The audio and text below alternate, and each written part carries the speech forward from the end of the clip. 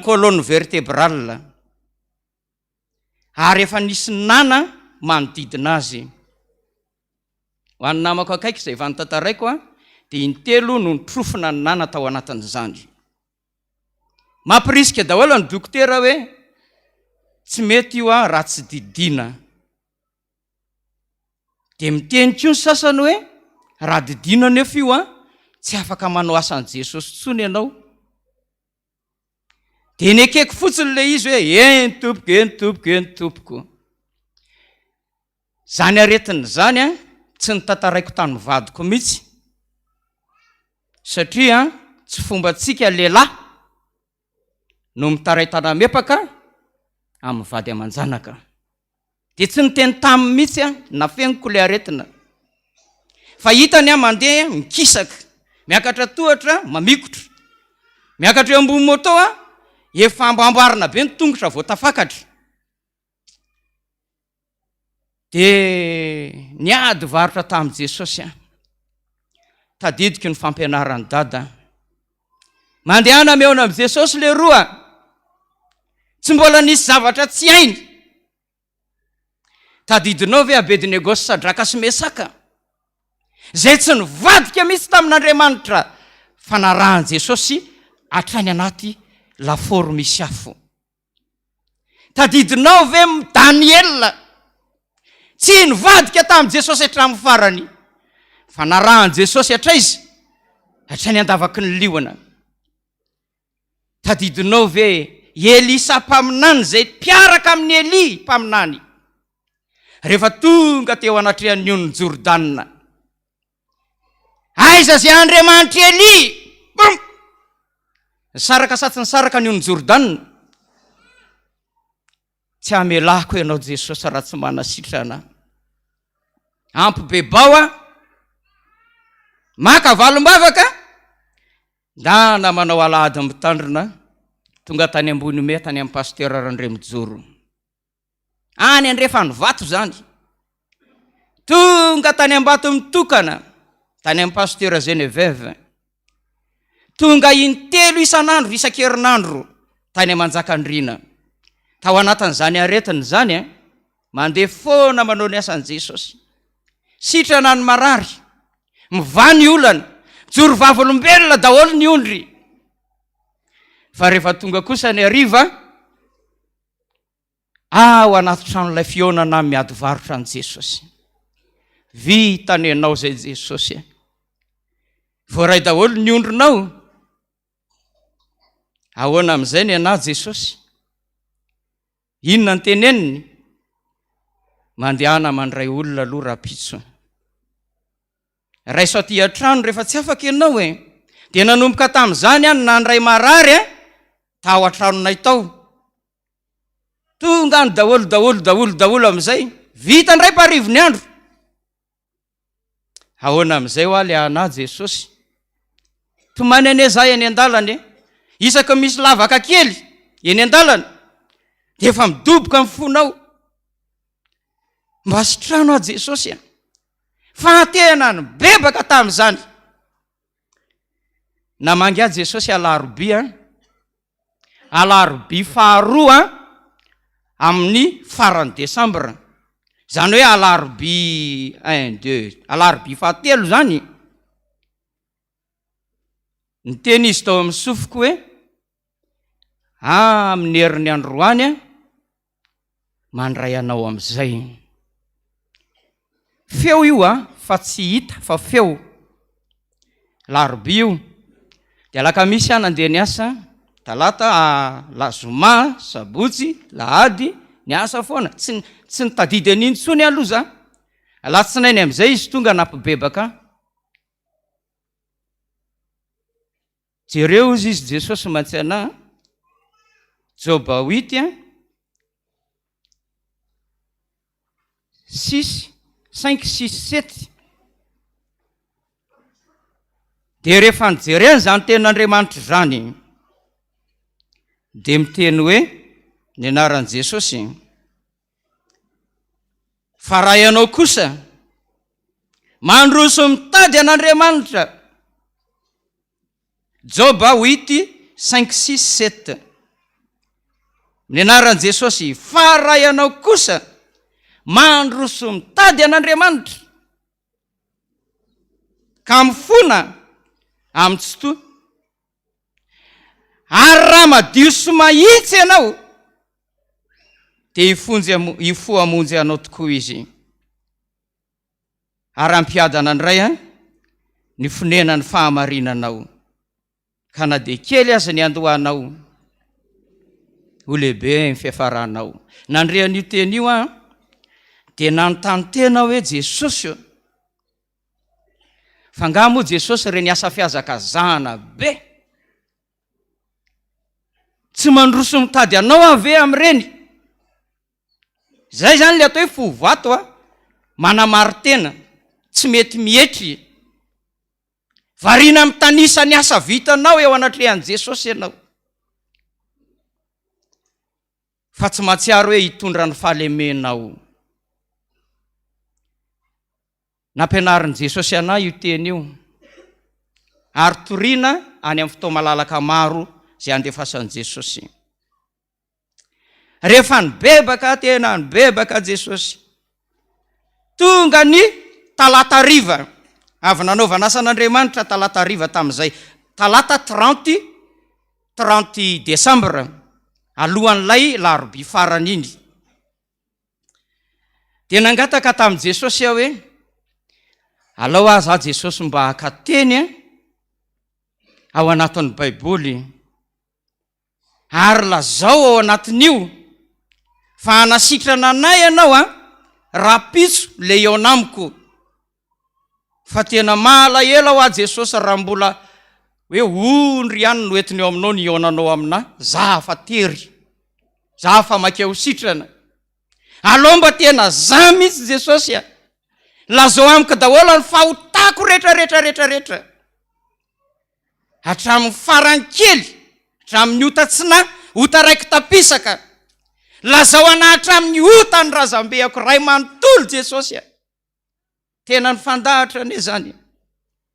Dia rehefa norohana ny devoly rehefa nangataka mafy tamin'i Jesosy hoe alao mitsy ianao no mialo lalana nyty tanako ty raha haka ny teninao fa zavela isy tsofiko eo alohany.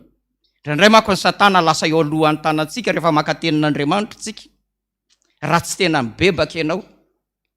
Dia rehefa naka teny amin'izay dia nomeny Jesosy ana ny Ezekiela 24 dia ny 14 dia ny tapany le farany kely iny, teo mitsy ny tanako ny napetrany. Ezekiela 24 ho anao zay marary rehetrarehetra miady varotra amin'i Jesosy fa manasitrana izy. Ezekiela 24 dia ny 14 dia ny tapany farany, teo mitsiny eo amin'le fenoy, teo ny tanako no nipetraka. Nanontany an'i Jesosy hoe ho avy hanasitrana ny taolako ve ianao Jesosy? Hanasitrana ny lamosiko? Sa mbola ho avy hiresaka amiko amin'ny ondronao be dia be ny demoniaka raisina moa anatin'izany narary zany tany ambanivohitra. Dia teo ny tanana nipetraka vakina amin'ny anaran'i Jesosy hoe fenoy taolana voafantiny izy. Fifalinany ana, soloinao zany Jesosy ny taolako rapitso. Dia nefa le rapitso io tsisy lera, tsisy hoe alarobia amin'ny 8 na alarobia amin'ny 10, fa dia tonga fotsiny maraina ty le fionana amin'i Jesosy ampianarina anareo, ampitaina kely fa dada mona mpianatra. Niera tamin'ny vady aman-janako farany taona ho rapitso. Metsena daholo ary tena tiany vehivavy io metsena io. Io ny tena fanafody mahafaly azy. Amena vola dia metsena. Ka tsy afaka miaraka aminao metsena. Fandana metsena mitokana fa za eo amin'i Jesosy. Dia arakaraka izay teneniny eo na rahanao, tsy azo miady varotra ianao. Lova kosa ranga. Farany taona ane ty 31 ane. Za rery ve ny andeha tsena any? ay tsy maninona re miara-metsena zany tsika fa zao ndray mandeha maraina betsika de vitaina alohany amin'ny valo ny fiantsenana rehetrarehetra de amin'ny 5 any amin'ny trano lafionana tsy mivoaka tsony a mandra-pahitako an' Jesosy na mifiry azatsona mihitsy hoe ndana mividy dobera kely azatsona mihitsy hoe tsy ampiny sakamalao aza tenenina kory hoe misy mandondona ambavahady eo aza misy manelingelana mihitsy parivony andro mety sa tsy mety nareo de ozy izy hoe mety zay ary raha masaka ny sakafo ny ariva tandremo sao de hoe dado ny zanako le miantso anahy io andao am'izay inakanina fa farany taona ny andro ao moko misy masiky hitako roko mese rehetrarehetra ao rehefa farany taona andavanandro tsisy an'izany de eo am'izay sao de azo ny fakapananareo akizy tsiry dada ndany dada raha eona am' Jesosy ary de nahazo alalana zay zany le voalohany rehefa eona am' Jesosy de maka lalana am' zanaka sy ny vady raha manambady ianao raha tsy manambady ianao de mangala alalana am' ray sy reninao fa sipanao moa tsy tokony angalana lalana izy reny fa dada sy neny de zoky sy zandry de zanaka mangatao lalana de mamea lalana izy satra toboka lasa am'izay satria anao eona am' Jesosy de inona ny tokony ataonao manao akanjo tsara tare akanjo miaja fa tsy le akanjo entinao na mafatokotany iny tsy mety iny hoy Jesosy hoe raharay ary raha tompo de matahotra an'Andriamanitra ianao de ny ampiandro moa manao akanjo tsara be any anatiny de asina akanjo masina de vita zay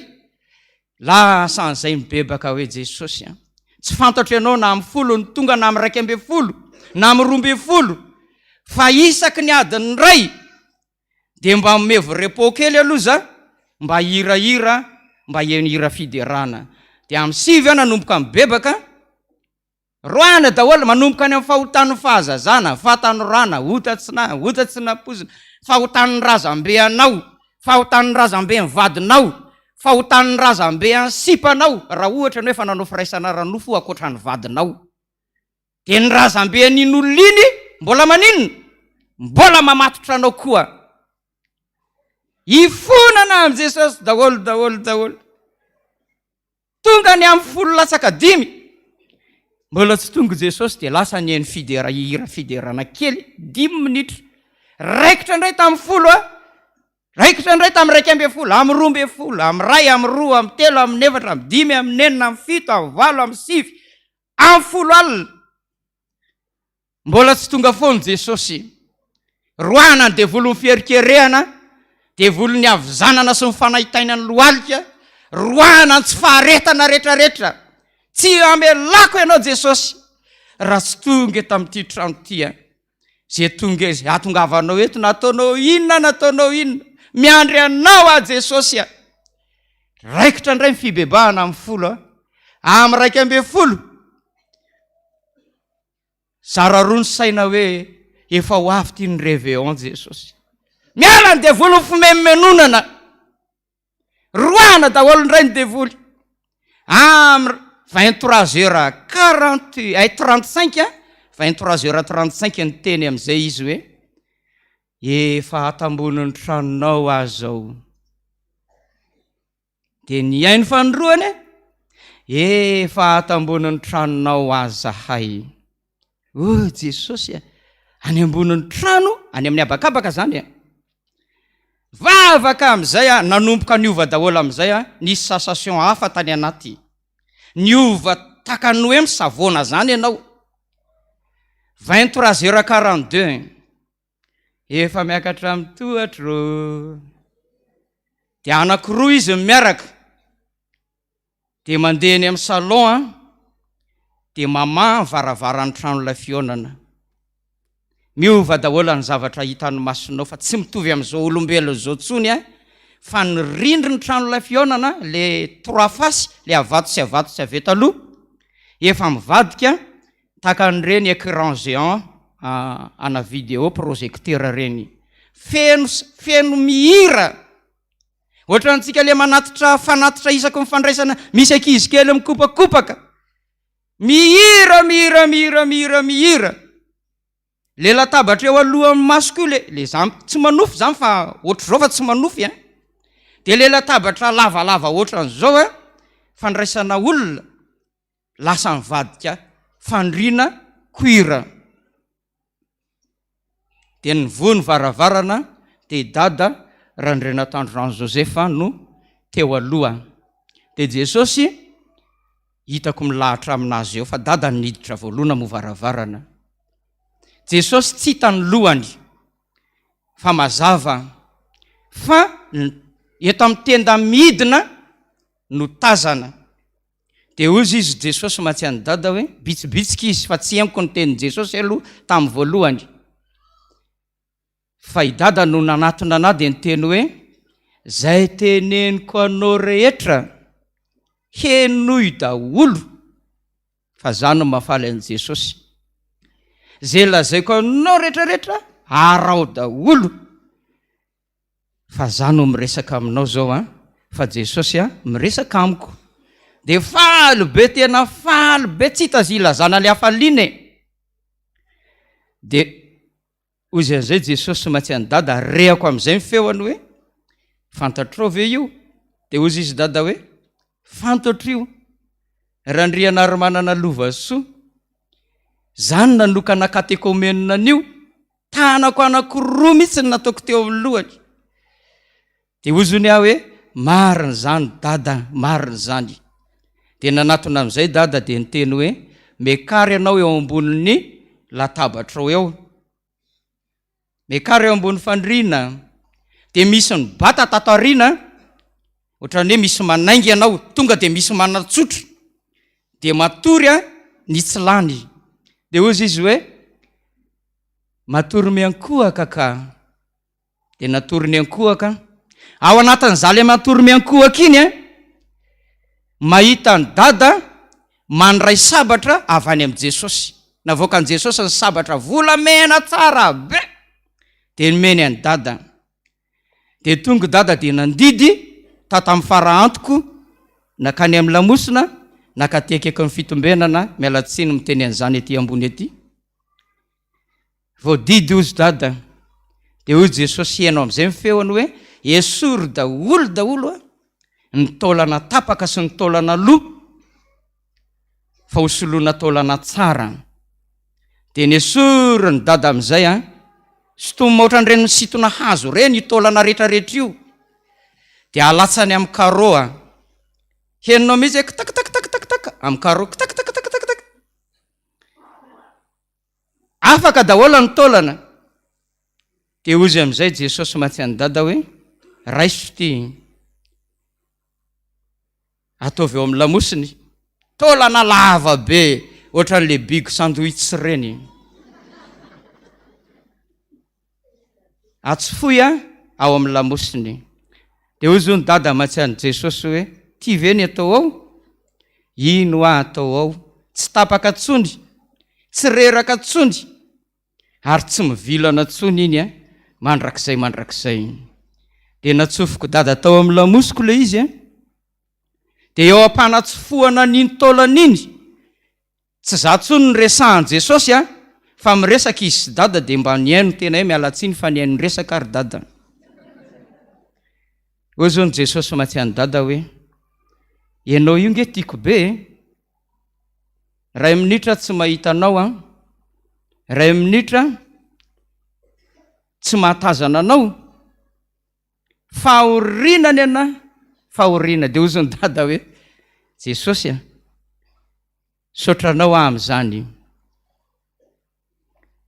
jereo ne Isaia 27:3 fa io aho omeko anao io omeko anao za moa zany rehefa sitrana vonjery an'izany teny zany ary rehefa mena ny dada io teny io tamin'izany eona tamin'ny dada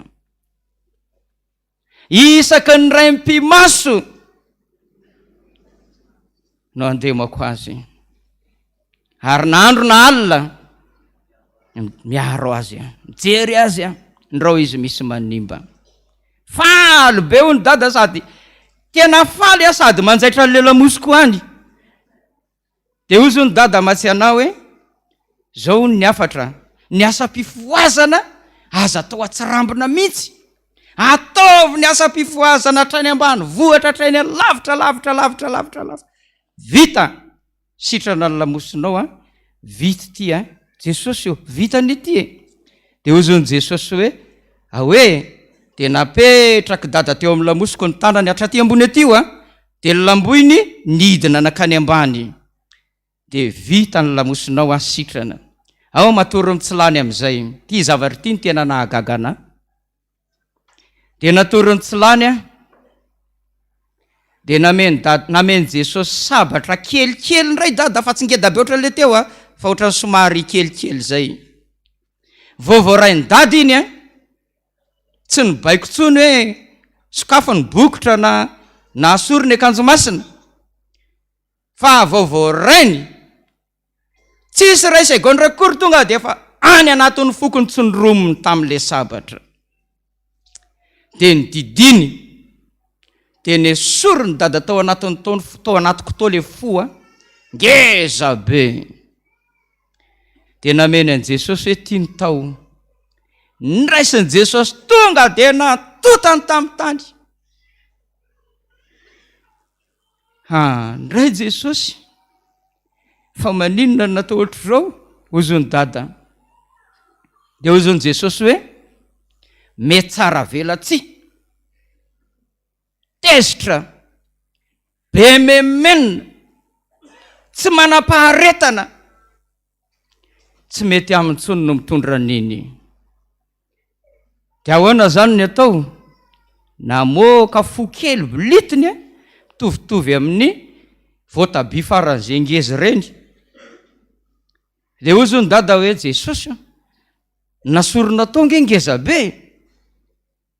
Ko ino ty veny atsofoko tsy kilopalopa be. De hoy zao ny Jesosy sady nitsika hoe tsy foy de napetraky dada le fo de namonjy ny abean'iny nofo de nikatona ara-dalàna. Ao ny tongotra ao ozy dada mantsiana.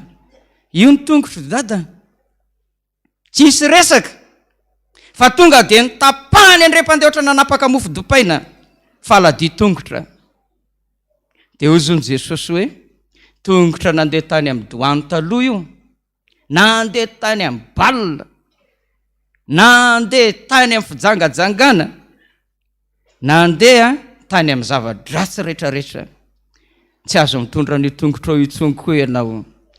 Te ho ny asa saina hoe zay azany Jesosy hoe tsy afaka makaiza fa tapa-tongotra.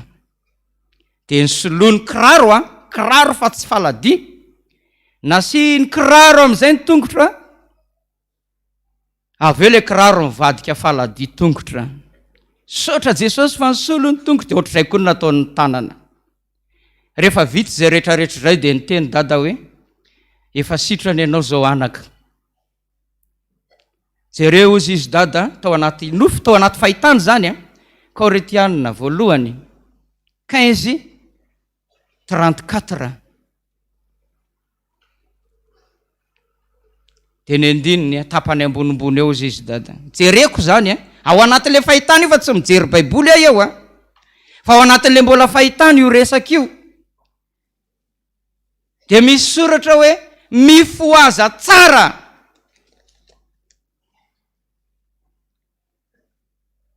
Misy soratra mifoaza tsara ary aza manota. Fa ny sasany tsy manana ny fahalalana an'Andriamanitra, ny ampamenatra nareo no ilazako zany. Mifoaza tsara. Vita iny rehetrarehetra iny de miresaka dada hoe zay fa andeha zay. Mbola be de be ny olona andehananay fa lasa zay. Sotra tompoko, nitomany be hony ao anatin'le izy ao. Sotra tompoko. De fa lasa zareo. Eo am'izay le torotenina nataony dada teo hoe Tomasy. Sitrana zany Jesosy tena misaotra anao dia hiarina amin'izay aloha Jesosy. Zany teny an'izany zaka eo ambonin'le seza mipetraka ohatran'ireny le mivavaka isan'andro tondram-bavaka ireny eo ambony seza eo mandray olona. Jereko ny baiboly eto le baiboly le tsy ampiasaina, baiboly tamin'ny katekômena manimba baiboly ankiray isa-taona dia mipetraka eo le baiboly be dia be ireny. Tsisy miova ny eto ambony latabatra Jesosy. Tonga teto ianao niaraka tamin'ny dada nanasitrana, tonga dia misaotra aloha ny valo voalohany, tonga dia nandohalika ny saotra. Ino mandohalika iny mbola nangarangarana indray tao ambany latabatra hoe aiza le fosy le taolana. Jesosy dia nitsangana nanala akanjo masina amin'izay dia nitao an-tsaiko voalohany dia andeha hitesta aloha. Zay le atao hoe Tomasy tsy mety mino. Niazakazaka nidina ny tohatra satria isaky midina eo dia mitehana, isaky miakatra eo dia mamikotra. Niazakazaka nidina tonga dia nikrosina nididina tany amin'ny trano tany ambadika tany. Ny andro vanginy Jesosy hoe Tomasy, voana re an'izany. Niazakazaka indray tonga dia niakatra ny ambony. Tsy navita ny akanjo masina tsony fa tonga dia niampetera hoe Jesosy eo nanota teo anatrehanao sy ny razanay afa nanota teo anatrehanao. Tsy mendrika Jesosy. Tahaka ny Tomasy ianao izy Jesosy. Raha tsy mahita ny olatra nanomboana asiny tamin'ny tongotro tamin'ny tanako tsy mba mino ianao.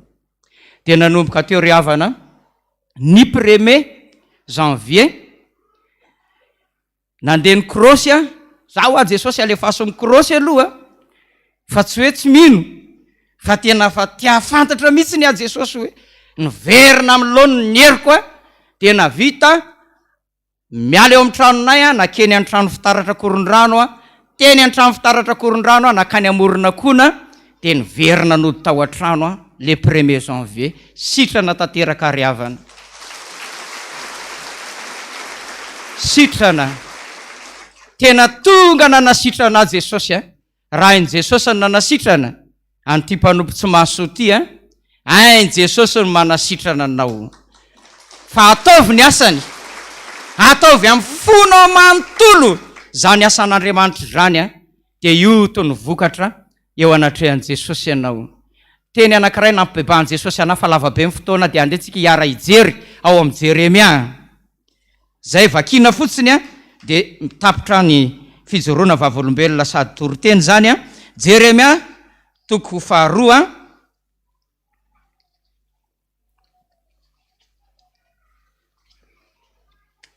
Isaia Jeremia 2 io nentin'i Jesosy nampibebaka nahatrany ambolohany sy ilay Joba teo Joba 8 5 6 7 dia ity Jeremia ty koa nasain'i Jesosy ny vakiko Jeremia 2 dia ny 9:20 iarahantsika mamaky amin'ny anaran'i Jesosy satria misy zavatra maro be mampisento an Jesosy eny amin'ny fiainantsika eny dia raha tsy mibebaka tsika tsy mavita manao ny asan'Andriamanitra mihitsy tsika. Amin'ny anaran'i Jesosy manao hoe fa izaho namboly anao karazam-boaloboka tsara indrindra dia ratsana tsara avokoa ka nahoana nanjary sampany ratsy ianao ho voaloboka hafa. Tadidio fa ny fotoana nanokanan'i Jesosy anao katekômena, nanokanan'i Jesosy anao mpiandry ho dekona, sampana tsara indrindra ianao taranaka voafantana. Raha atao hoe masom-bolo dia masom-bolo ny fatenana tsara indrindra nantenain'i Jesosy amokatra dia raha misy an'io tapany ambany io hoe naninona reny lasa voaloboka hafa zany ngeny tsy nahasitrana anao dia mibebaka sitrana voninahitra ho an'Andriamanitra rery. Amen.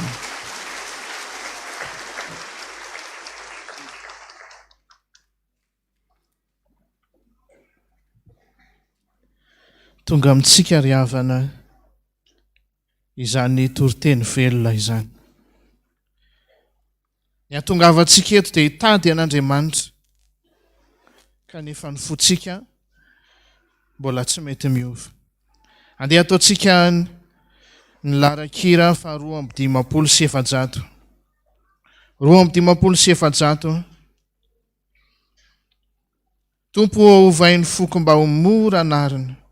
Toy ny any zazakely tsotra sady marina, tsy mialina, tsy maditra, fa manao ny sitraka ao. Ny andininy voalohany eo am-pipetrahana, ny andininy faharoa eo am-pitsangana.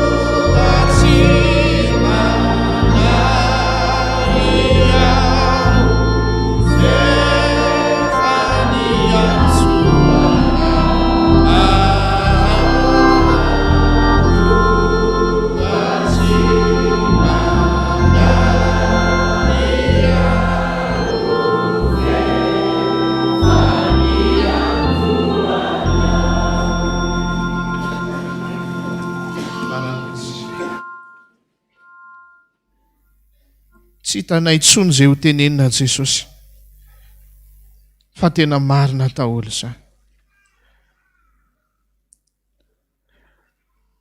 Raha nanapaka ny tongotry ny mpanomponao ianao, nanapaka ny tanany, nanala ny fony, hitanao ny lotony izany rehetrarehetra izany. Androany koa mahitanay tsirairay avy ianao Jesosy, mahita ny lotonay tsirairay avy ianao, ary mahita ihany koa ianao fa tahaka ny Tomasy anie izahay, tsy mety mino raha tsy mahita. Marina tokoa ny teninao Jesosy fa tsy misy marina izahay na dia iray monja azy. Maloto izay Jesosy, maditra izay Jesosy, ary izany inge mampatezitra anao e. Ary izany mihitsy no nilazana hoe andingana amin'ity taona ity.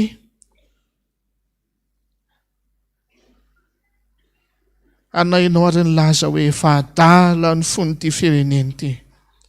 Jesosy miondrika eto anatrianao izay, miondrika ambany ty ambany, manoroka ny tongotra masina, tsisy alahatra eo anatrianao izay Jesosy. Ikena daholo izay rehetra teneninao tahaka ny tenenin'ny mpanomponao iny hoe izay rehetra fahotana tany sainao eto Jesosy, hibebahako daholo izany. Androany izay Jesosy malany, miankohaka eto anatrianao, tsisy tantaraina intsony izay, fa raha miteny ianao Jesosy hoe zao ny ditranao, zao ny adalanao, marina daholo izany. Miankohaka eto anatrianao izay Jesosy androany. Mba te hitanao koa anie izay Jesosy, mba te hositranonao koa anie izay Jesosy, fa inano nilaza hoe ny fahotanareo izany no hevitra manasaraka anareo amin'Andriamanitra reo. Tsy ahitanareo ny tavany. Mamindra fo aminay Jesosy. Mamindra fo aminay Jesosy aho. Mamelany eloko ahy. Ratsy anezay Jesosy. Betsaka nefa vitanay. Ary mbola ny fonay azy a Jesosy. Indraindray mbola maniry aty anao ratsy. Jesosy malala. Raha mba mijeranay amin'ny masom-pitiavanao eny aho. Tahaka ny jerenao an'iny mpanomponao eny. Dia mba mangataka eto anatrehanao izay. Aoka le masom-pitiavanao Jesosy mba hitsetra anay tsirairay avy. Jesosy malala. Mamindra fo aminay. Mamindra fo aminay. Mamindra fo aminay.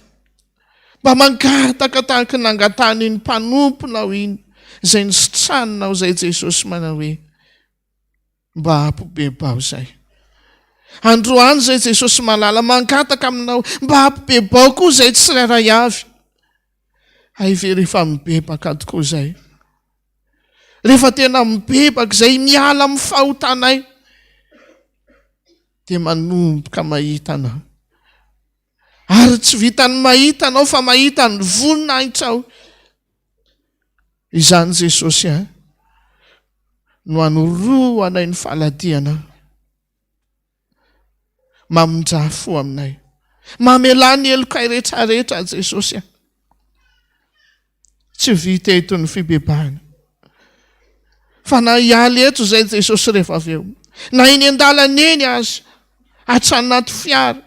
Hatrany an-tokantrano. Mbola hampibebao izay Jesosy. Hampibebao izay. Mba tsy ho ringana amin'ity taona ity izahay. Mbola misy 12 volana ane Jesosy. Dia ho laninay amin'ny fitaintainana ve izany 12 volana ambin'ity taona ity izany. Fa mba mangataka aminao izay Jesosy. Hampibebao izay. Hampibebao izay tsirairay avy. Dia mba hamarino aminay Jesosy ny teninao fahiny manao hoe tsy avy antso ny marina ane ahy. Ianareo mpanota mba hibebaka. Fa na dia mena tahaka ny jaky aza ny fahotanareo. Dia ho fotsiko tahaka ny oram-panaly. Ary na dia mangatsakatsaka tahaka ny siny aza. Dia ho fotsiko tahaka ny volon'ondry fotsy. Sotra betsaka Jesosy. Minonay fa mindra fo aminay ianao. Ka zany ny fifalianay Jesosy malala. Dia mba hindrana ny hira ny voavela eloka amin'ny mpanao salamo izay manao hoe sambatra ny olona. Izay voavela ny elo sy voasarona ny fahotana. Sambatra ny olona izay tsy sain'i Jehovah elo. Ary tsy misy fitaka ny fanahana. Amen. Mino an'Andriamanitra ray tsy tompanao lanitra sy ny tany aho. Ary mino an' Jesosy Kristy izana latokana tompitsika. Izay nitorotoronina tamin'ny fanahy masina. Nateraka Maria Virginy. Nijalika nanapaka am-potony. Mbona tamin'ny hazo fijaliana. Maty ka nalevina. Nidina tany amin'ny fiainantsika. Nitsangana tamin'ny maty tamin'ny andro fahatelo. Niakatra ho any an-danitra. Petraka eo ankavanan'Andriamanitra ray sy tompo. Avy any amin'ny viny tsara ny velona sy ny maty. Mino ny fanahy masina. Fiangonana masina maneran'izao toy izao. Fiombona ny olona masina. Ny famelan-kely. Fitsangana ny tena maty. Ary ny fiainana mandrakizay. Mioby ny fanahy fa voafonjisa. Ny ratsa ny mpamotsy no misy ahy. Ny Jesosy no tena kasa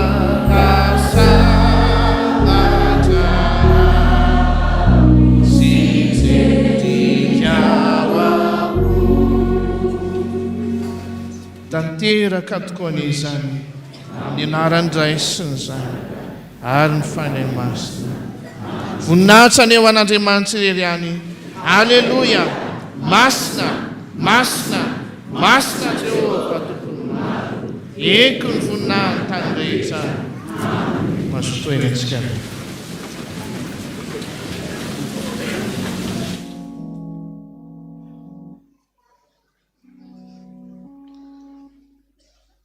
Ampifahaliana indray ry havana no iara-banantsika rehetra amin'ny anaran'i Jesosy nahatratra an'ity fotoanandroany ity. Ary ny soratra masina moa dia milaza mandrakariva fa amin'ny famirapon'i Jehovah ny tsinala andritratsika rehetra. Noho izany fahasoavan'Andriamanitra izany dia misy reto namantsika reto izay na tsy aro ny tsingeritaona maro samihafa dia ho vakiana ampanajana ankehitriny. Raha niry Foibe 31 janvier, raha zana novina Jean Fidélis 29 janvier, Valsotery 31 janvier mangataka vavaka sy fahasalamana. Razafin-dran'oro Lydia 21 janvier, Razafin-dran'oro Sara 21 janvier, Ranayvson Sergina 21 janvier, Martel Marie Sir Marcel Nientso 31 janvier, Rakotondrazafo Jean Alfred 31 janvier, Raoul John Maherniena 31 janvier, Ralivson Tsola Mamtina en France 23 janvier, Randrenar Manana Elisa 1er février, Radfera Claude 28 janvier, Randriamanga Obnerina 1er janvier, Randriamparantaina 25 janvier mangataka vavaka ho an'ny asa, Rantarso Veroanitra 28 janvier, Ranaiv Ramarson Mahertso 1er janvier mangataka fahendrena sy fahaizana, Raljonandria Velombola José 25 janvier mangataka vavaka mba ho ray mendrika, Randrenar Von Charles 19 janvier, Rakoto Vomialy Entso 31 janvier, Andrianarso Aingo Faniry 30 janvier mangataka vavaka amin'ny fianarana, Rabiajar John Andreta Manantso 12 janvier mangataka ny hira 630, Razafin-dravao Suzette 31 janvier mangataka vavaka ho an'ny fahasalamana, Ralaindimy Volatina Nantenaina 22 janvier mangataka vavaka ho an'ny asa, Miartso Judio Lucas 31 janvier mangataka hira ny miankina aminao, Rakoto Malala Sitraka Medelaire 30 ans tamin'ny 23 janvier mangataka vavaka tsy okizitina, Ravaltera Mitsoa Afalina Lea 31 janvier mangataka vavaka ho an'ny fianarana, Rajoma Arson Maefa Tiary 2 ans tamin'ny 29 janvier, Nomenjanary Inkenso 23 janvier, raha miara-manana voahirany ain tamin'ny 1er février mangataka vavaka ho an'ny fahasalamana, Nambintso Antony tamin'ny 26 janvier, Andriantalaizina Malalany Irina 14 janvier mangataka vavaka sy fahasalamana, Razoary manana Iltina, Randrianary Solofo ary manana Itokina, Randria miady Antsafinaritra any Allemagne tamin'ny 26 janvier, Ramaherson ary Jared Nathanael any a France tamin'ny 29 janvier, Nomenjanary Jeremia tamin'ny 28 janvier ary Ramil John Marius Bien-Aimé Fortuna 41 tamin'ny 1er février. Zany rehetrarehetra zany no manambara ny fahasoavan'Andriamanitra izay mirotsaka ary dia ampifaliana no iara-bananareo nahatratran'izany tsingeritaona maro samihafa izany. Miara-paly aminareo ihany koa ny fiangonana ao anatin'izany satria ny soratra masina aza moa miteny hoe miaraha mifaly amin'izay mifaly. Noho izany omena anareo ankehitriny ny fanomezana tsara indrindra izay hitantsika eo amin'ny Salamo 5:1. Salamo 5:1 ka ny andininy 7 ny tapany 2. Salamo 5:1 ka ny andininy 7 ny tapany 2 amin'ny anaran'i Jesosy manao hoe: aoka hifaly ny fony izay mitady an' Jehovah. Amen. Betsaka ny zavatra azo tadiavina, fahasalamana, ny vola, ny fahasambarana, ny fahafinaretana, fa ny androany dia ny hoe aoka hifaly ny fony izay mitady an' Jehovah. Ny antony fa izay mitady an' Jehovah dia androso hery kosa. Hitsangantsika hivavaka ho azy ireo. Jesosy ankehitriny noho ny fahasoavanao izay mirotsaka amin'ny fiangonana dia misy andreto namana izay nanoratra ho amin'ny alitara masina. Ao koa nefa ireo izay mety tsy nanoratra tamin'ity androany ity, fa izany teny izany dia ho anay tsirairay avy.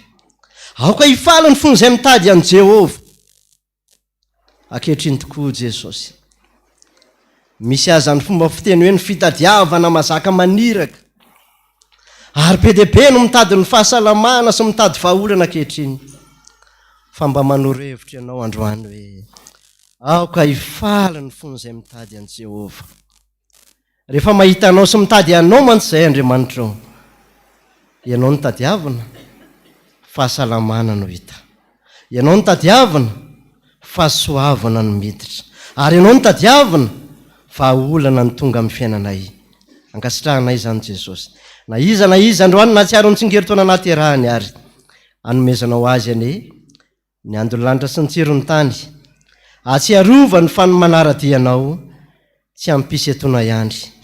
Fa ianao koa dia manome ampifaliana ho an'izay mitady ianao anohizana an'izany asa fanompony izany. Mankasitraka ka Jesosy a. Amen. Mahazo toerana tompoko.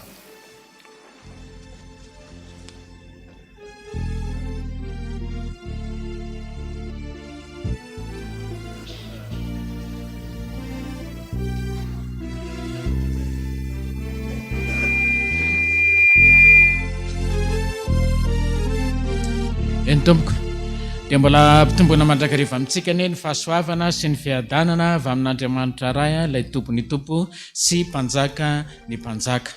Dia misaotra n'Andriamanitra lehibe amin'ny fampahirezana izay nentin'ny mpanompony teto amin'ity toerana ity mba hahafahantsika hitombony ny finoana ary indrindra mba tonga antsika ihany koa anitsiny dia ao anatin'ny fanarahana n'Andriamanitra. Ao anatin'izao fotoana izao moa itsika ry havana dia ao anatin'ny ezaka izay fanatsarana n'izao tempolon'Andriamanitra zao. Ezaka fanatsarana ny tempolon'Andriamanitra. Efa betsaka ny dingana vita tao anatin'ny famitana ny granita io nefa mbola misy tsy efatra amin'ny faran'izany. Betsaka ihany koa ny fanatsarana izay mbola ho ataontsika ao anatin'izany ny grille de protection, ny fitaratra, ny resaka aloha atao anatin'ity fiangonana izay misy atsika ity. Nefa ao anatin'izany dia mila vola ao anatin'ny fanomanana n'izany rehetrarehetra zany. Izany no anentanana antsika ny programa manaraka dia amin'ny Alahady 15 février. Alahady 15 février zao dia mbola isy ny procession izay mba ataontsika fiangonana eto amin'ny Taninanandrano. Ahafahantsika amin'ny tanan'ireo zavatra voatanisa ireo, ny granita dia tafiditra anatin'izany grille de protection sy ny fitaratra rehetra atao anatin'ny fiangonana. Angamba mety eritreretritsika hoe misy ny procession ny fandraisana, mbola isy indray ve ny procession amin'ny 15 février. Azadino ry havana fa be dia be ny lalana izay alehan'ny vola ao anatin'izao fiangonana izao. Ato anatin'ny fisahanana ny Foibe manerana ny Madagasikara ihany koa dia misy sapana mandeha ahafahantsika manatanteraka ny iraka sy ny asan'Andriamanitra ihany koa amin'ireny rehetra ireny. Dia anentanana antsika tsiraray avy zany mba ahafahantsika manohana sy ny fanampy ao anatin'ny famitana n'ity tempolon'Andriamanitra ity, araka ny tenin'ny Tompo hoe ataovy ny tranoko dia fifaliana ho ahy izany. Dia samy mahireza ho tahin'Andriamanitra mandrakariva.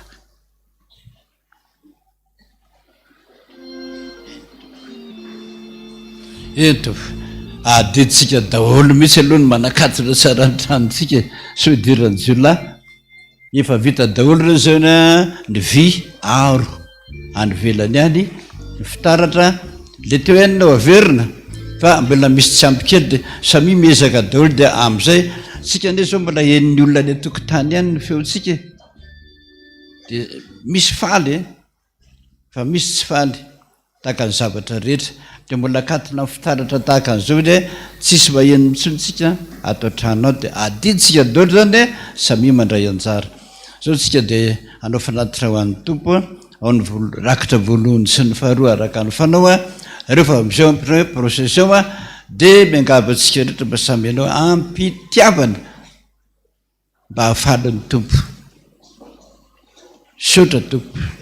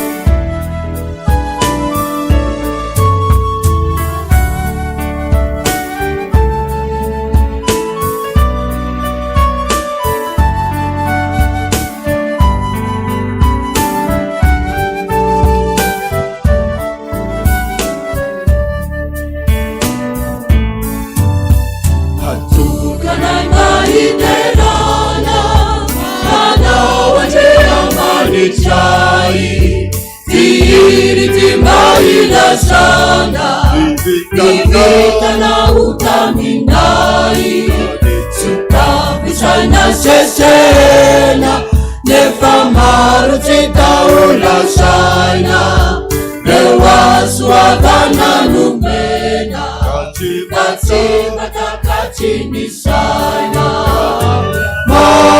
Milati Ranaitu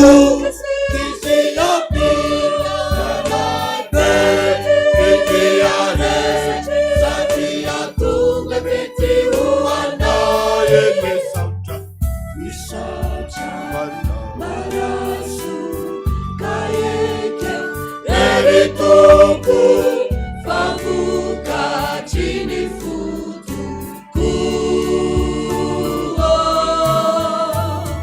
Nidera silasa sienya tuluchai Famendi kiana ulirati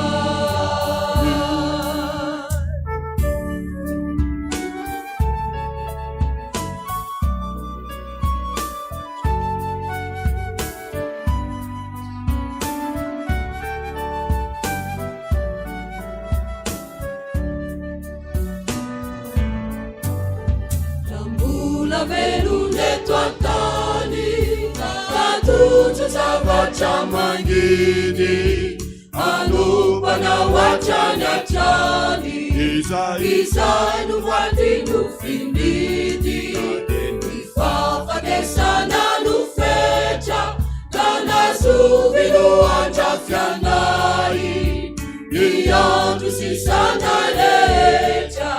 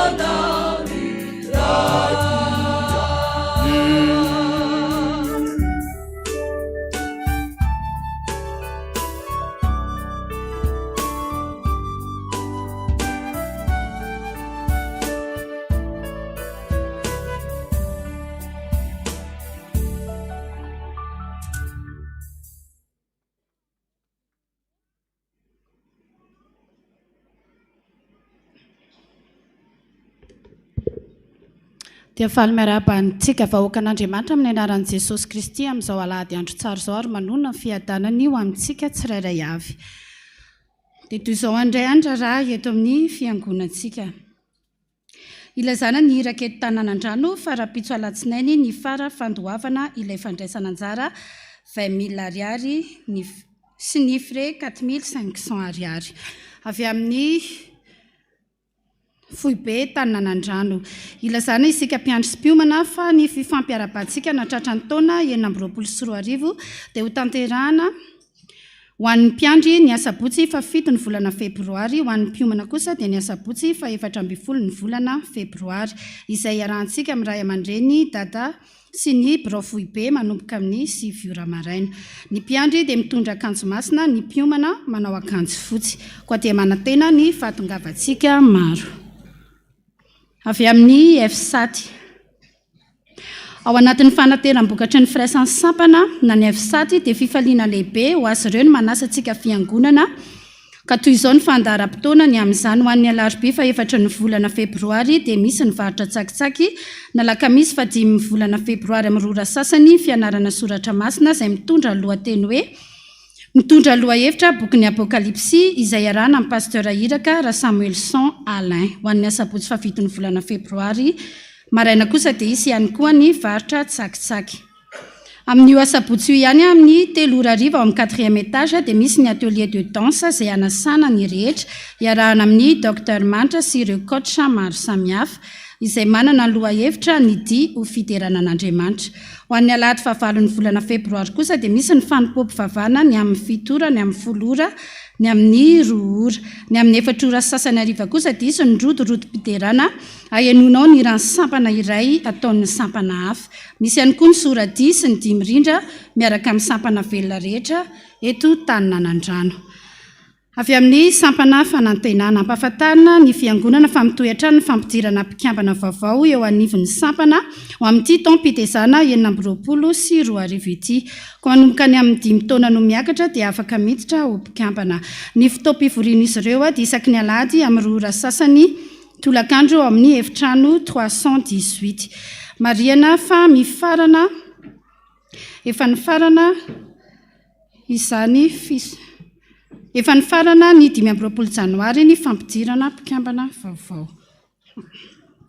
Avy amin'ny katezo ampatsahivina isika fa ny fanavozana ny fisoratana anarana ho mpikambana dia hifarana ny 20 ny volana febroary alohan'ny Alahady mbokatra izy ireo izay mpikambana tsy manaja ny fepitaony io dia verina ho toy ny manala ny tenany tsy ho mpikambana intsony.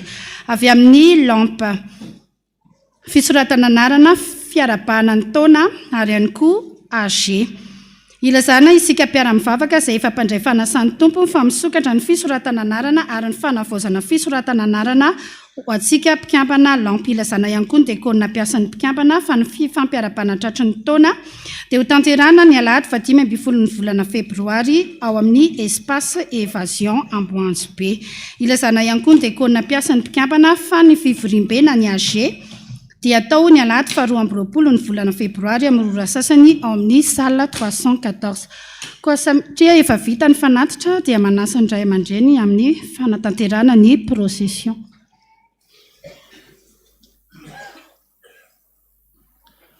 Dia no procession sika amin'ny hira araka ny voalaza ny fijoroana vaovolombelona izay nahavariana teo dia ny hira fa 120 mbokokira hoe arafesinota maro ty tany ty ao anatin'izany tsika ao anatin'izany tsika arafesina mihitsy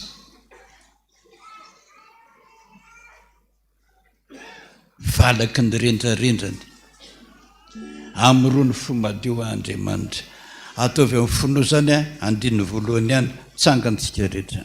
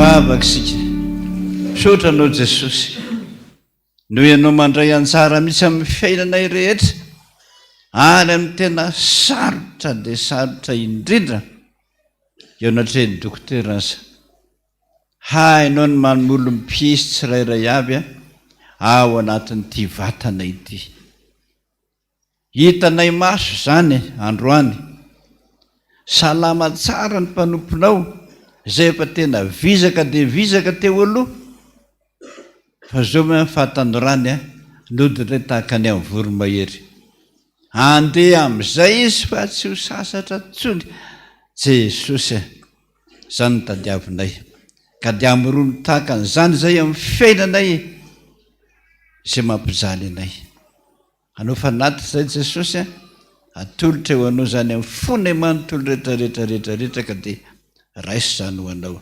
voninahitra ane ho an'Andriamanitra rery any halleloia masina masina masina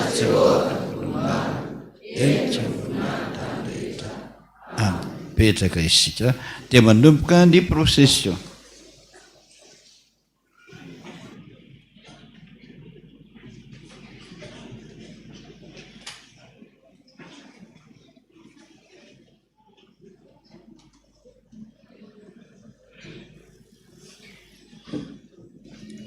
dia toizana ny famakina ny raharaha avy amin'ny SL4 ilazana isika mpiara-mivavaka maniditra hidina ho mpikambana ao anivon'ny SL4 fa manomboka ny asabotsy faraiky amin'ny telopolo ny volana janoary lasa teo ka hatramin'ny sabotsy 27 ny volana febroary ny fisoratana anarana sy ny fanavaozana ny fisoratana anarana.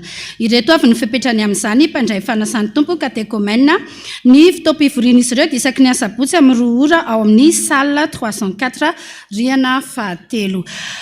Avy amin'ny SL4 ihany misaotra an'Andriamanitra lehibe izay SL4 noho ny fahatotosany fanateram-bokatra ny Alahady 25 ny volana janoary lasa teo. Makasitraka antsika mpiara-mivavaka rehetra ihany koa tamin'ny fanohananareo izany dia nahazahoana vola tetina 8,976,400 ariary. Andriamanitra tompony fahasoavana ne akasitraka antsika tsirairay avy.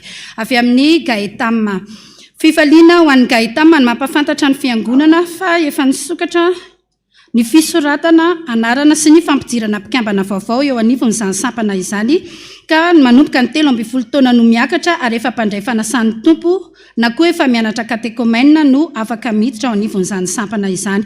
Ny fotoam-pivoriana izy ireo dia isaky ny Alahady ariva amin'ny 2 ora ao amin'ny rihana faharoa eto amin'ny fiangonantsika. Dia antsoina ihany koa ny mpikambana rehetra na vao ny fisoratana anarana hatramin'ny Alahady voalohan'ny volana Martsa ho avy izao. Avy amin'ny vondron'ny mpampianatra fifaliana ho an'ny vondron'ny mpampianatra no mampandre antsika mpiara-mivavaka lasy vavy tia mira tia mandihy tia manao tantara ary maniry ny toron'ny filazantsara sy hideran'Andriamanitra amin'ny alalan'ny hetsika atao am-piangonana sy mandritry ny tafika masina tselika na lehibe fa ny fandraisana mpikambana vaovao dia amin'ny farana ny 17 ny volana aprily. Ny fotoam-pivoriana izy ireo dia isaky ny Alahady maraina aorian'ny fotoam-pivavahana voalohany ao amin'ny efitra 314. Ny fanavaozana ny fisoratana anarana ihany koa dia mifarana efa ny farana. Dia ao aorian'io fepitaona io dia heverina ho toy ny manala ny tenany ny mpikambana tsy nanavao ny fisoratana anarana. Avy amin'ny CFF na ny chorale Foibe ilazana ny mpikambana chorale Foibe na ny CFF fa ny fanavaozana ny fisoratana anarana dia mifarana ny asabotsy 27 ny volana febroary. Marina fa tsy misy olona afaka misolotena fa ireo izay tonga ka vonana tanteraka ny asan'Andriamanitra ihany no afaka manavao ny fisoratana anarana.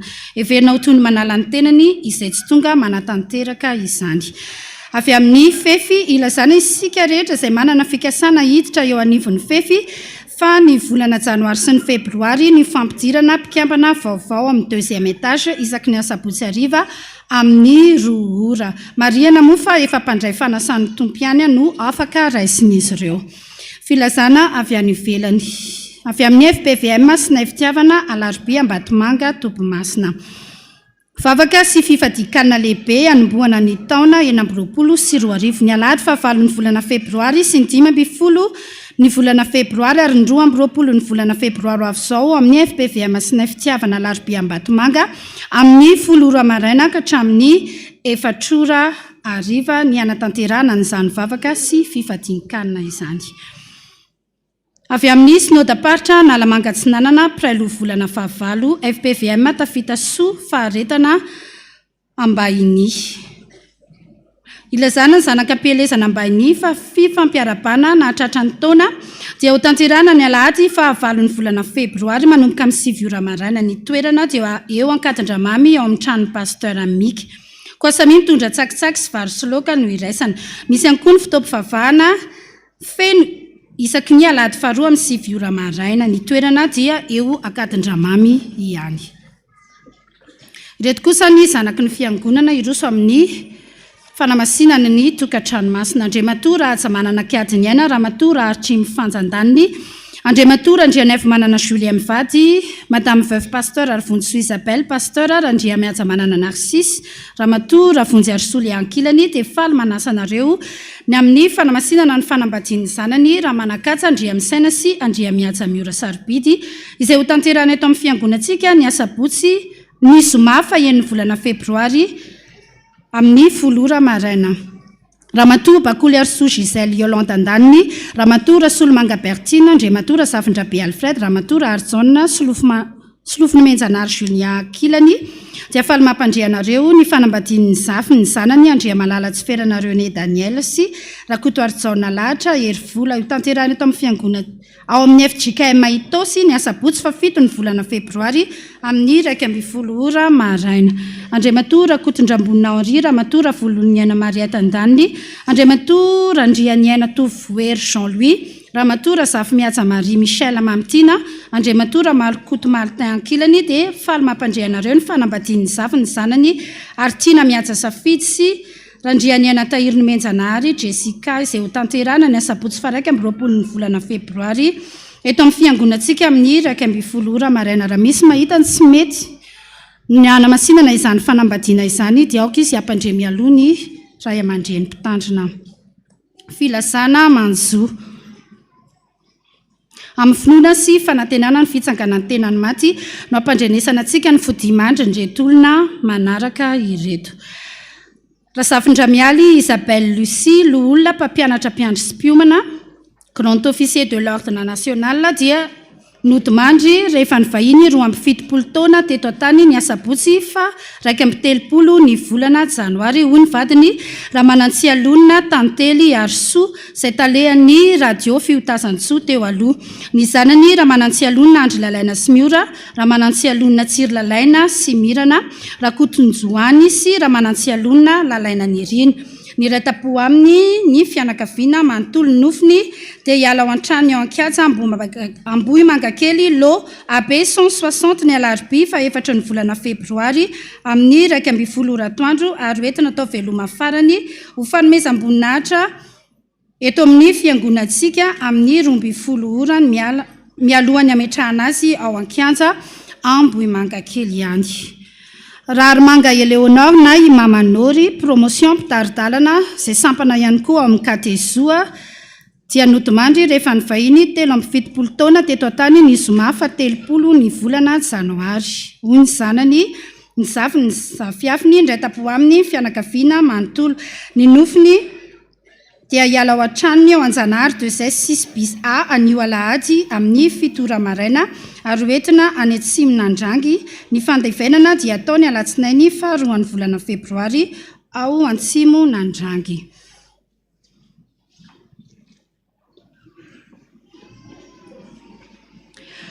Ramatoa Saondra Lalao Angelina dia nodimandry rehefa ny vahiny 12 taona teto antany ny asabotsy fa 4 ny volana janoary. Hoy ny zanany solontenany raha Antarivelo Lalao Sylvie sy ny vadiny promotion mpandratsana. Ny zafiafiny ny ratapo amin'ny fianakaviana manontolo. Ny nofiny dia efa voalevina. Fisaorana izahay zanaka manjafy sy ny fianakaviana manontolony tompoko vavy raha Ely Arivony Elisabeth na Ibebe Eliza dia maneho fisaorana sy fankasitrahana ampitiavana ho anareo havana tapaka sy namana mpiaramonina fiangonana izay rehetra tonga nampahery na mpiona ny fanotrona ny ray fo nanoana ratsaina sy ny trotro ambavaka tamin'ny fiantrehana na tetỳ ambohitra na tany ampandevenana ny fahoriana izay nidona tsara levenana ny maty ary nikaja enim-boninahitra ny velona koa misaotra indrindra. Tompoko ilay Andriamanitra manakare-pahasoavana ne amalifity anareo tsirairay avy. Andriamanitra tompon'ny fampiononana ne ampionona ireo fianakaviana tramanjo. Dia toy izay indrindra raha teto amin'ny fiangonantsika ny voninahitra amin'izany dia ho an'Andriamanitra irery ihany dia ho tohizana amin'ny famakina ny voady izany.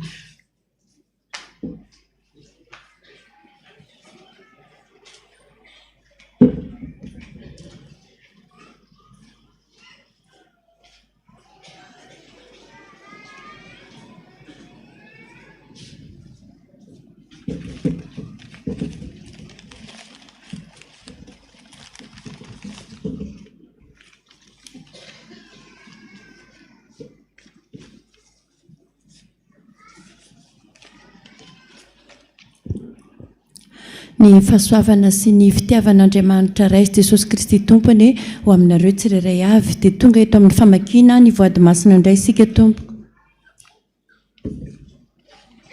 Tsy misy soratra 10,000 ariary.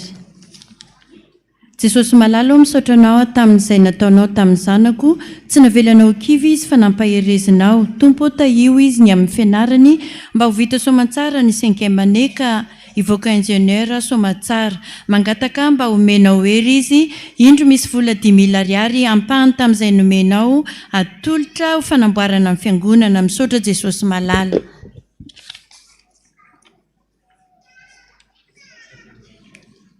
Manome voninahitra anao amin'ny alalan'izao fanatitra izao Jesosy tamin'ny fitahiana izay efa nataonao sy mbola ho ataonao. Indro manolotra fanatitra 20,000 ariary ho an'ny tranonao dia mba mangataka zanaka kambana amin'ny rahavavy raha sitrakao. Dia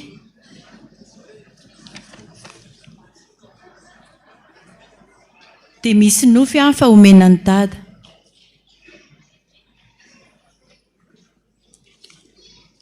Voninahitra aneo anao ry Andriamanitra Ray be fitiavana sy be indra fo, misaotra anao zahay mbola nomenao tombonandro-pahavelomana anay ka manolotra ny ampafolon'ny pension anay volana janvier vola 20,000 ariary ka ny 10,000 ariary ho an-dada, ny 10,000 ariary sary sy feo. Misaotra Jesosy noho ny fitantananao ny fiainako sy ny fianarako ka nataonao nifindra 3e année za apetrako ampelantananao ny toy ny fianarako sy ny hoaviko rehetra Jesosy vola 20,000 ariary ho an'ny sary sy feo. Bonne année ho an'ny dada RCC 10,000 ariary. Voninahitra aneo an'Andriamanitra Reriany misaotra an Jesosy noho ny fitantanany fiainako sy ny fianakaviako ka mbola natratraranay ty volana février ity sy ny tahiny anay tamin'iny volana janvier iny. Apetrako ampelantananao Jesosy malala ny andronay rehetra izay mbola omenao. Dia taio Jesosy ny fiompiana ataonay mba hovanona ho vadinazy. Indro Tompo misy vola 10,000 ariary ho mariky ny fisaorako anao ka ny 5,000 ariary omenan'ilay pasteur nanana zanaka nalain'ny kalanoro ilay njoro vavolombelona tamin'ny radio. Ny 5,000 ariary omena any pasteur bien-aimé pasteur any Talata Napano. Anniversaire ny tokony sanna sy Sisanna Mikael, raha tsy mba zavy Sisanna Mikael mangataka fahendrena vola 2,000 ariary. Mifona Jesosy raha izao vao nanefa ny voadiko aminao. Misaotra Jesosy tamin'ny zavatra rehetra vitanao, indrindra tamin'ny navitako ny fianarako. Mifona tamin'ny adalako mamindrafo amiko Jesosy vola 2,000 ariary. Fa ny fahasoavan'Andriamanitra natoza ho azy ny ankonako. Misaotra ny Jehovah lalandava aho noho ny soa rehetra nataony tamiko. Voady vola 5,000 ariary omena ny fikambanana Zokul. Misaotra Jesosy, amen.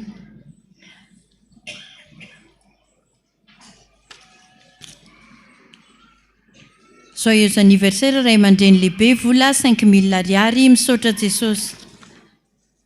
Misaotra betsaka Jesosy fa nomenao asa fivelomana hatrany ny mpanomponao raha nangataka taminao. Dia apetrako ampelantananao hatrany ny fiainanay mba hanananay fiadanam-po. Indro aho manefa ny voadiko aminao. Misaotra Jesosy malala vola 200,000 ariary ho an'ny dada Randrena Toandro. Misaotra Jesosy fa nomenao torimaso ampy ny tenako noho ny fisotroana ny rano Jesosy. Iny misy vola 10,000 ariary ho an'ny sary sy feo. Rakiboady 5,000 ariary ho an'ny dada RCC. Misaotra anao foana izahay Jesosy ny amin'ny zavatra rehetra natrehanay, arotsay aminay mandrakariva ny fanahy masinao. Amen. Misaotra Jesosy eo noho ny amin'ny fitondranao ny fiainanay. Matoky anao izay Jesosy fa ivoaka mpandresy amin'ny ady atrehanay. Atao fantatra izay mankahala sy manenjika anay fa mahery ny Andriamanitray. Vola 250,000 francs na 50,000 ariary ho an'ny manitra ny fiangonana. Tiako be anao Jesosy, misaotra anao ny amin'ny fitiavanao sy ny famindramponao. Vola 20,000 ariary ho an'ny kamboty any ampahitriziny. Dia raha laza saotra voninahitra ny ho anao ho anao rery ihany. Foravoravo no isaorako anao Jesosy eo satria nomenao pension volana janoary 2026 ity ny mpanomponao. Noho izany manolotra ny ampafolony 100,000 ariary eo ampoditry ny azo fijalianao a Tompo. Misaotra Jesosy eo amena. Mangataka ny hira 420 amin'ny firana fanampiny Jesosy reharehako. Fahafolon-karena 40,000 ariary ka ny 20,000 ariary pasteur any ambanivohitra, 10,000 ariary mahantra, 10,000 ariary altara. Misaotra anao Jesosy fa mbola nomenao andro vaovao indray. Ankiniko aminao ny fiainanay mianaka kely, omeo hery izahay ary fahasalamana, omeo fahendrena ny zanako. Jesosy eo apetrako ampelantananao, Tompo ny tsenako mba iroborobo tsara dia mba mangataka trano avy aminao izahay. Ity misy fahafolon-karena vola 10,000 ariary omeko anao. Misaotra Jesosy, amen. Misaotra Jesosy tamin'ny soa rehetra nataonao ny ankonako. Ity vola 40,000 ariary atao an'ny granita ny fiangonana voninahitra ho anao rery ihany, amen. Misaotra Jesosy fa tapitra soamantsara ny sazy miantona 6 mois ny 24 janvier lasa teo, koa dia indro izahay manolotra ho anao vola 100,000 ariary ka ny 20,000 ariary sary sy feo, 40,000 granita, 20,000 bonane ho an'ny dada ary ny 20,000 pasteur Maefa.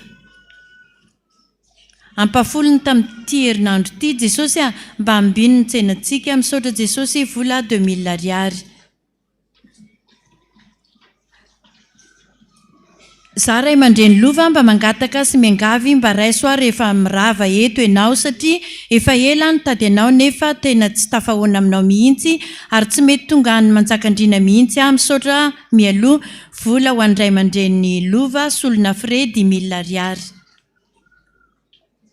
Misaotra Jesosy fa nahatratra ny 20 taona ny zanakay kambana mirahalahy Stevisy Stevin. Ianao Jesosy anome fahalalana sy fahendrena ho azy ireo. Ankinay aminao ny fiainanay sy ny zavatra kasainay rehetra.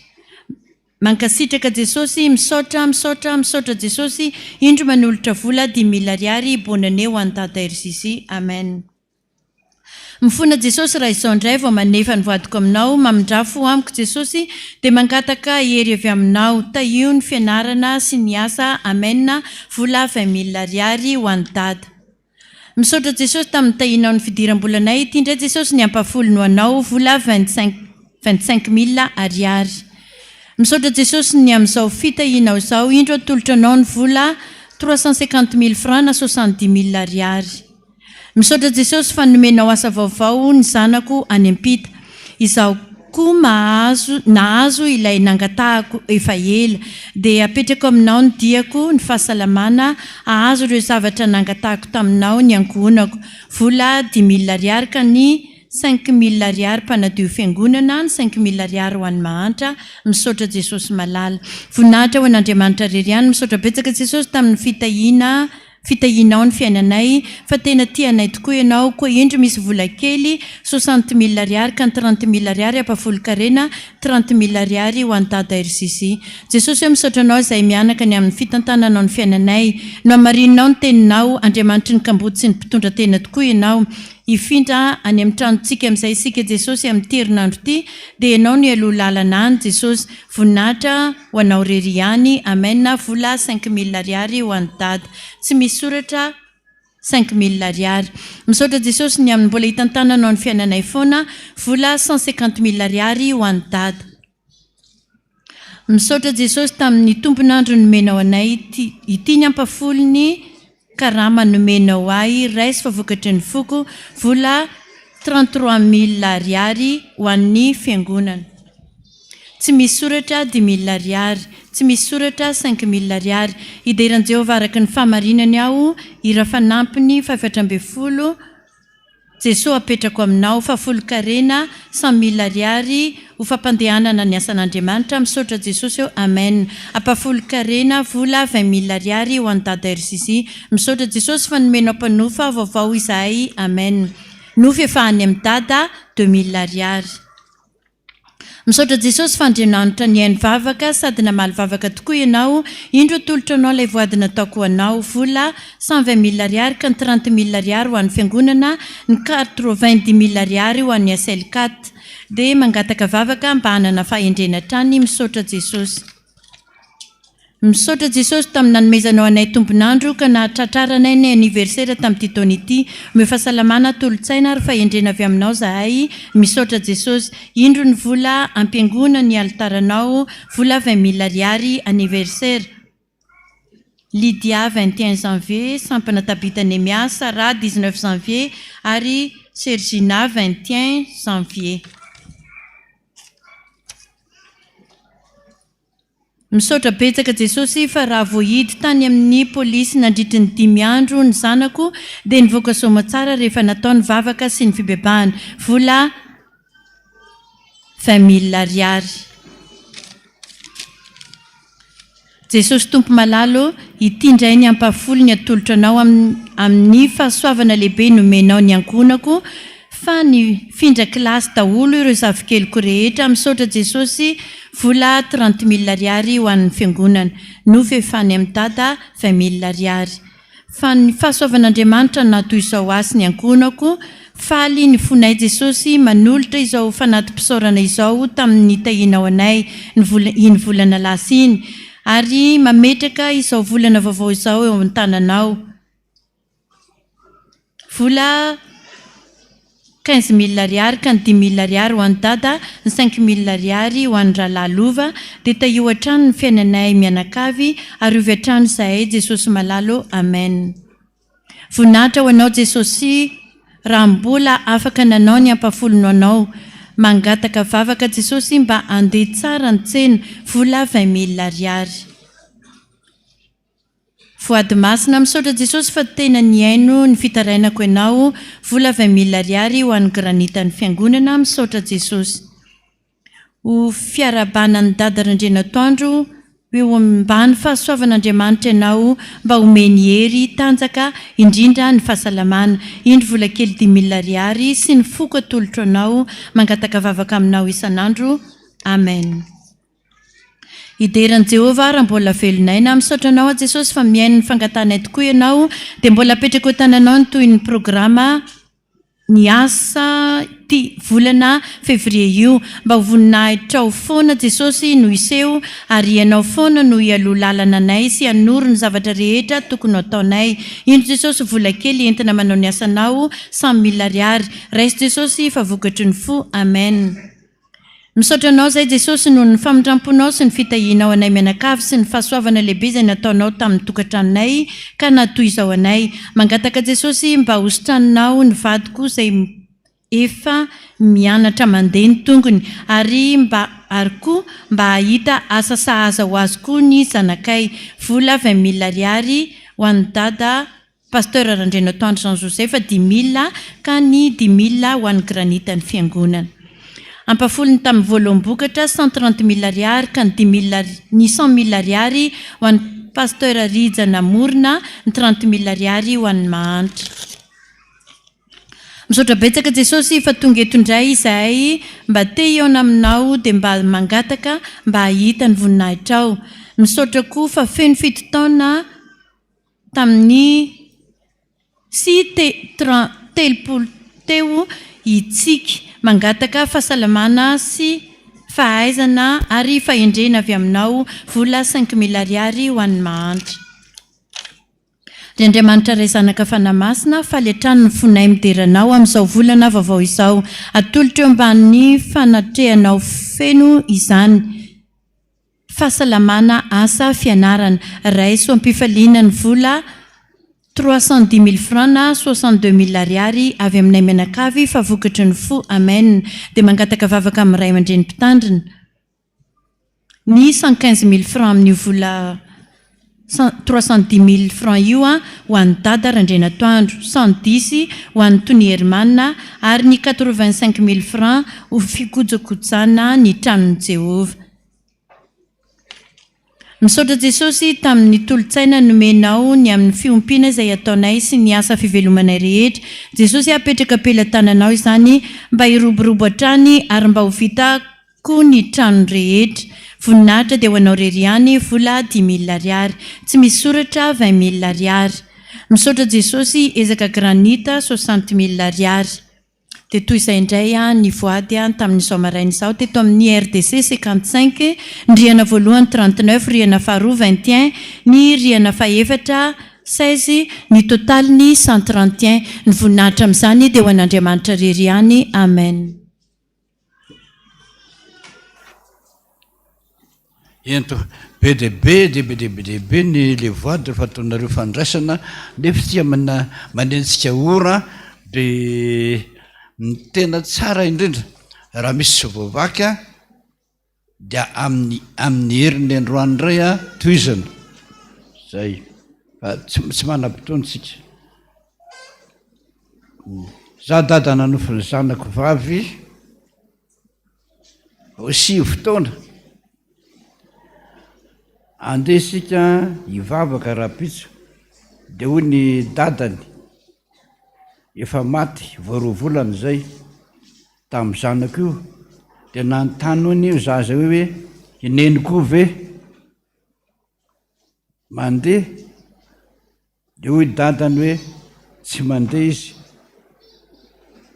dia nahitany ny akanjo nanaovana zao ny olona maty tsy maintsy miverina ao anatin'ny lohanao sy voarovolana fotsiny dia tadiaviny izanako hoe andeotsika iangona neniko ve neny tsy mandeha zany rehefa mahita olona rehefa nandevina ianao dia tsy maintsy miverina ao anatin'ny lohanao io olona io fa azarahana zay lazainy za dada nano hoe ny sikista dia nanofy ny hinana bibilava dia hoe noaniko le izy dia laniko io nylay bibilava dia lasa nanaintaina bea ilay kista amin'ny tranonjanako dia latsinainy maraina ny andro alohan'ny krismasy dia mbola nanaintaina be foana lisa dia tao anatin'izay dia nina fanafody dia fanafody efa lany andro indray ianao koa adaladala dia mbola nihinana ihany raha resaka kista sy fibrome ho anareo vehivavy aza maika mihitsy ny hodidiana ny kista maty misy kely zany kista zany kambo ao anatin'ny tranonjaza dia raha vao misy an'indrainy ianao tsy miteraka mihitsy ny ninona ataonao dia tsy maintsy alany io kista io na io fibrome io dia io kista io raha mbola kely dia ataoko hoe kely mbola oatra niny ankikely ko iny dia aza maika didina fa raha didina io dia misy maratra ny tranonjanaka ao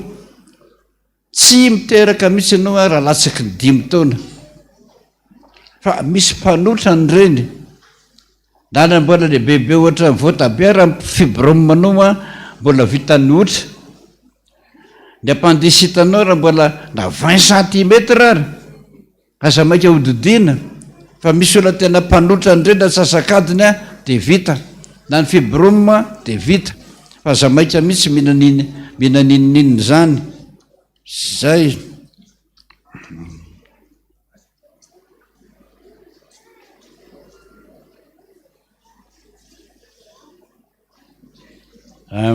raha dada nanova hoe tato am-piangonana nanaovana asa hony dia tonga dada nanao akanjo masina dia niteny dada hoe marary za marary aty hovoan'ny cancer de foie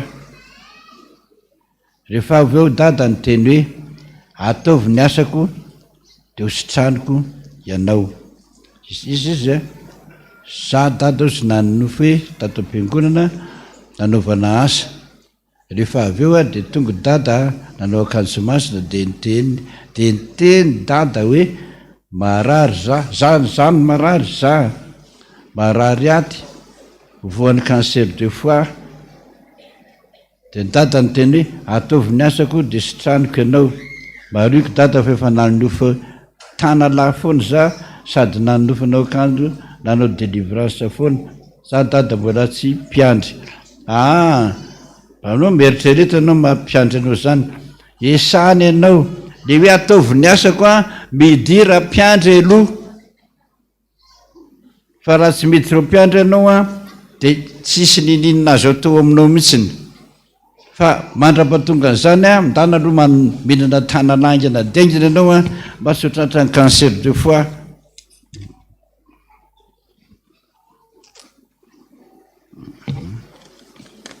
Mijery famantaranandro a dada nanofy tika mba mifarana za dada nanofy niaraka nandita fiaran-dalamby taminao niaraka tamiko zany na oeza tsy fantatra fa miaraka amin'ny mpiandro maro be dia rehefa nijanona isika ny an-dalana dia nividiananao zavatra zay mariko eto fa mitondra sakosy feno vola be ianao dia nanotaninay hoe taizy reny vola reny dada dia hoy ianao hoe rakitra azoko teo dia zaraiko aminareo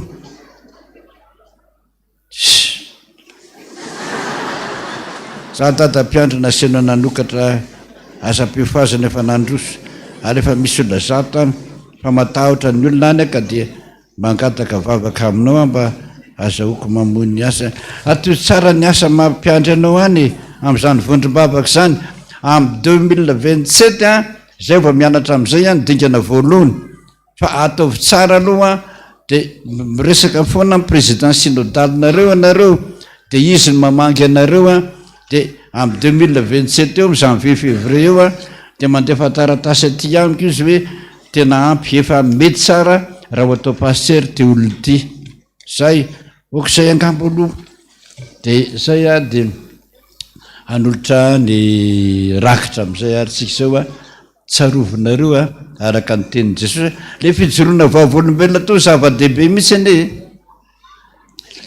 tsy hoe zavatra onoono na hoe ny zavatra ny tantaraina fotsiny fa zavatra saitra niatra taminy probleminao rehetrarehetra zany a sy ny aretinao a tsy misy afa-tsy Jesosy rery no mahafaka an'izany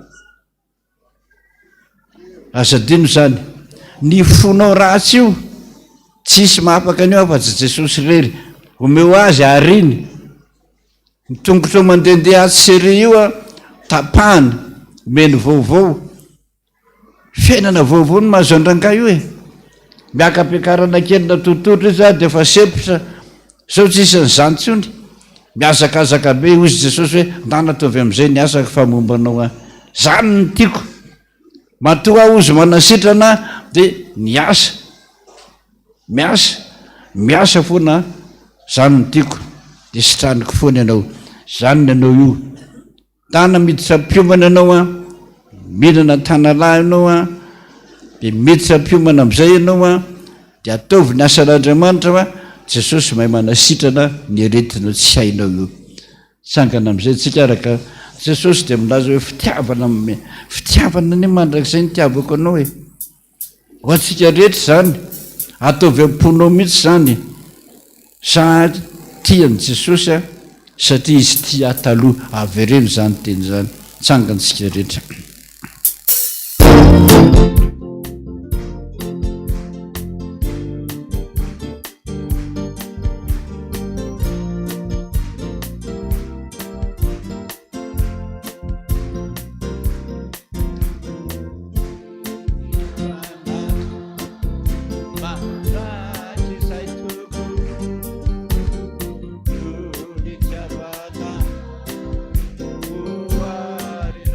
Tudo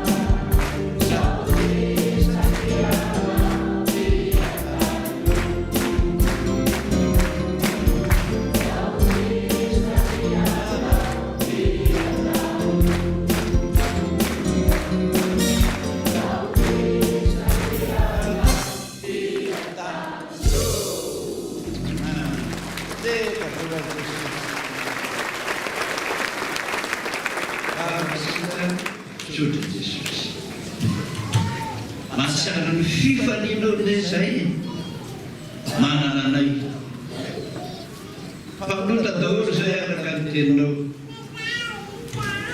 tsisy mbamanana na de raiza efa samy nani daholo efa samy very daholo fa mahagaga ny fitiavanao anay tena mandefitra mihitsy ianao ary tena mamindra fo ianao ny mpisolo vavanay vitanao nanadio anay tamin'ny ranao mankasitraka Jesosy tianao zay ary ho tianao hatramin'ny farany satria ianao tianay taloha nanao fanatitra ho anao zay Jesosy raiso zany ho anao na kely iny na beny vokatry ny fonay zany ho anao ka raiso ankasitrao ankatahako aminao mba mamindrafo aminay tsisy tsy diso zay ary tsisy olo marina na de ray aza fa misaotra anao manavitra anay ho isan'ny olo masina isan'ny olo marina rehefa ratry zay voninahitra ne ho an'Andriamanitra rery any alleluia masina Jehova tomponaro tanteraka tokony izany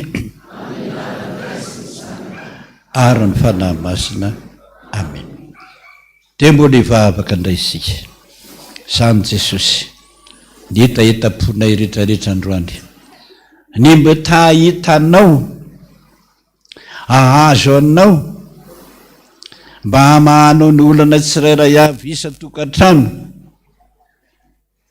mba tsy hiara-ny fahatezeranao zahay be ny maditra any tsy azo tenenina maniratsira miteny ratsy aza makarary ny fonainy zany Jesosy mba tsy manana afa-tsy anao zay afaka tonga any an-trano mananatra anay ary manory lalana anay ka ankehitriny Jesosy vavaka aminao zay alohany isarahany eto tanterao ny fitiavanao anay le fitiavana tsy manam-paharoa mihitsy Jesosy le fitiavana tsy misy ohatry zany araka ny teninao hoe mandritry ny alina tsy matory mihitsy ny masoko mitady ianao ianao le malalako parain'ny andro mitady ianao kotsany ranonando ny lohako mangatsika miandry any eo ambaravarana fa rehefa maraina ny andro tonga saina ihany ny fo ny malalanao de hoe ianao hoe mijanony feon'ny malalako ho avy hitako ihan'le malalako Jesosy reo izy reo ny mpanomponao marobe tamana aminao ary anaovanao zava-mahagaga mihitsy arafa izay indraindray tsy malala misaotra Jesosy andinidinika anao ho ianao Jesosy tahaka ny fandinidiniky ny mpiandrondronyondriny gataka anao ary a Jesosy azafady indrindra mba hoenany W sirairay avy ianao tany amin'ny rihana voalohany rihana faharoa any amin'ny rihana fahaefatra sotra Jesosy fantatro fa miaino afony ianao mangitahita andreo olo ireo ianao, ravoravo anao mahita azy, ary tahana soa azy mihitsy ianao, fa izay ny tsy mahalala. Noho ny fitiavanao ara Jesosy hoe tandreny feonao anie a, sotra Jesosy, mangataka anao ary a Jesosy azafady indrindra, mba iondrika kely vetivety ianao, sotra Jesosy, manakolazaina dolo re Jesosy.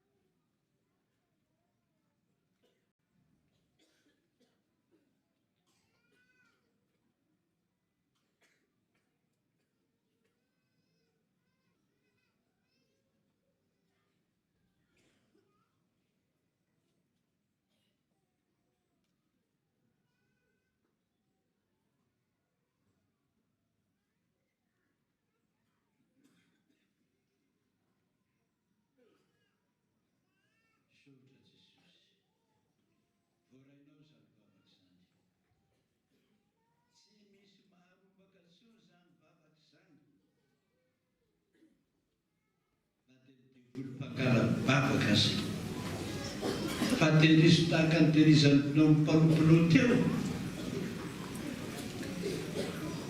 ny anarany, ny feony, vavaka natony, dia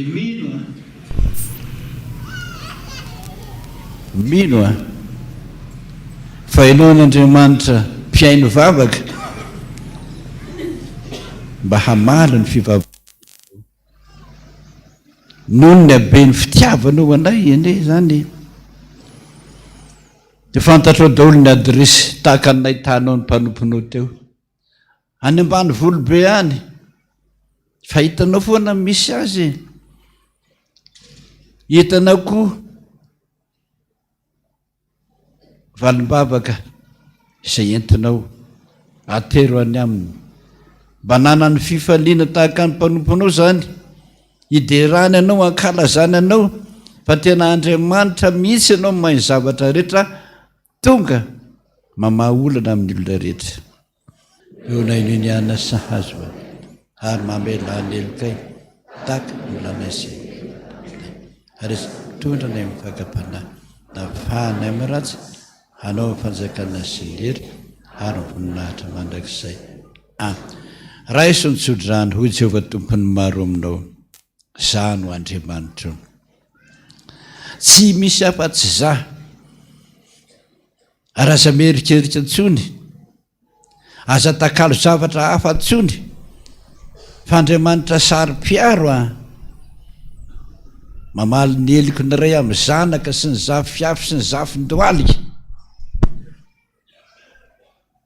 fa mamindra fo kosa amin'ny taranaka arivo mandimby, mba ho isan'izany ane ianareo, ho taranaka voafidy, taranaka amboaran'Andriamanitra, taranaka fianakavian'Andriamanitra, akohonan'Andriamanitra ka hitenenany hoe zanako anao, ombanao naiza lehanao.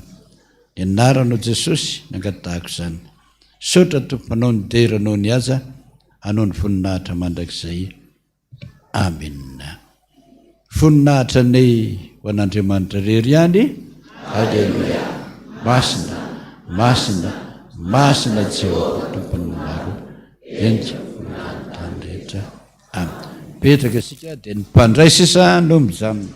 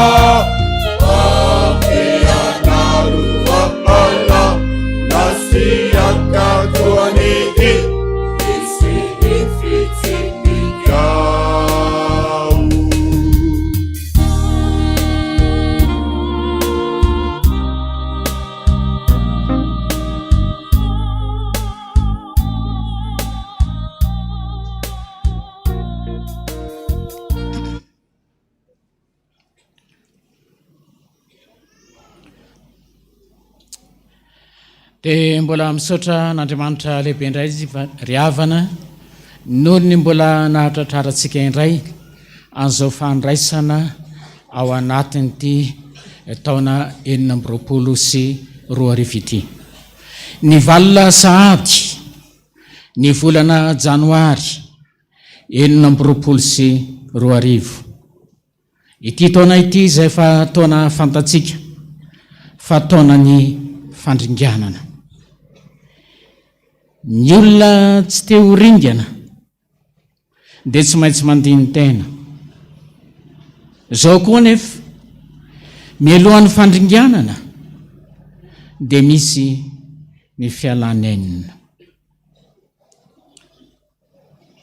Tao amin'ny fiangonana anankiray rehefa hianatra sekoly Alahady, ny mpianatra sekoly Alahady dia nisy tovolahy kely anankiray vahiny izay tonga hiaraka hianatra sekoly Alahady. Ny zavatra nahavariana nyreto ankizy reto anefa rehefa mitaniny io ankizy io tsy miteny, iza ny anaranao tsy miteny, aiza anao mipetraka tsy miteny. Farany nanatona azy ilay ankizy anankiray solofo isolo tenany rehetra. Bema ny anarany, Bema mba avereno zao teny zao, dada avereno. Nitsiky fotsiny izy fa tsy namerina. Avereno letsy, dada nitsiky fotsiny izy fa tsy namerina. Dia ole namany anankiray hoe mangina letsy, sasatra foana eo lahy iteny, fa io ane sady mona ny marenine, tsy maheno zay lazainy lahy. Dia ozy ihany le anankiray hoe mona fotsiny letsy io fa tsy mareniny zany. Avereno hoe dada tsy miteny. Nateoko akaiky ny sofiny, dada tsy miteny izy fa mitsiky fotsiny. Dia niaiky tokoa le anankiray hoe eny letsy, fa sady mona tokoa izy ny mareniny, tsy maheno zay lazaitsika, tsy mahafantatra zay tenenitsika. Dia hoy solofo manao hoe tsika koa letsy ato anatin'ny fiangonana sady mona ny marenina, sady mona tsika ny marenina, fa ahoana zao ne letsy ny fampianarana rehetra zay ampitainato ane tsy misy mampiatre. Ny hafatra rehetra zay ampitainato ane mandalo ny sofina vy dia nivoaka ny sofina vanane. Zany letsy nilazako hoe sady montsika ny marenina. Ry havana, fialanenina no mbola hatratraranao indray zao fandraisana voalohany amin'ny volana fevria zao. Fialanenina zay nomen'Andriamanitra anao, anasanao androany eto amin'ity toeranyity, noho ny fitiavany anao, noho ny famindram-pony anao. Aoka mba ho tsapanao zany fitiavan'Andriamanitra zany, zay nandatsahana rano ty ambony hazo fijaliana, fa za velandalo fotsiny, fa mba hisy akony eo amin'ny fiainako sy ny fiainanao. Fa hoy ny Tompo, anaka izay mihinana ny nofoko sy misotro ny rako no manana fiainana mandrakizay. Izay mihinana ny nofoko sy misotro ny rako no manana fiainana mandrakizay.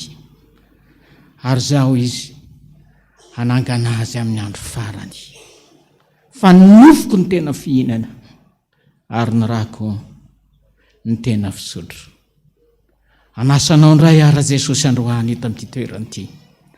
Aoka retso fahazarany ny laisanao latabatra an' Jesosy amin'izao Alahady voalohany amin'ny volana fevria zao, fa mba hisy akony eo ny fiainako sy eo ny fiainanao manokana. Iralarana 700 nataontsika eo mpitsanganana. Maniry mafy aho ry Jesosy Tompo, hialoko eo ambany hazo fijalianao, tsy misy toeran-kafary izay tena mamiko ny azo fijalianao ny fiarovako. Tsangantsika.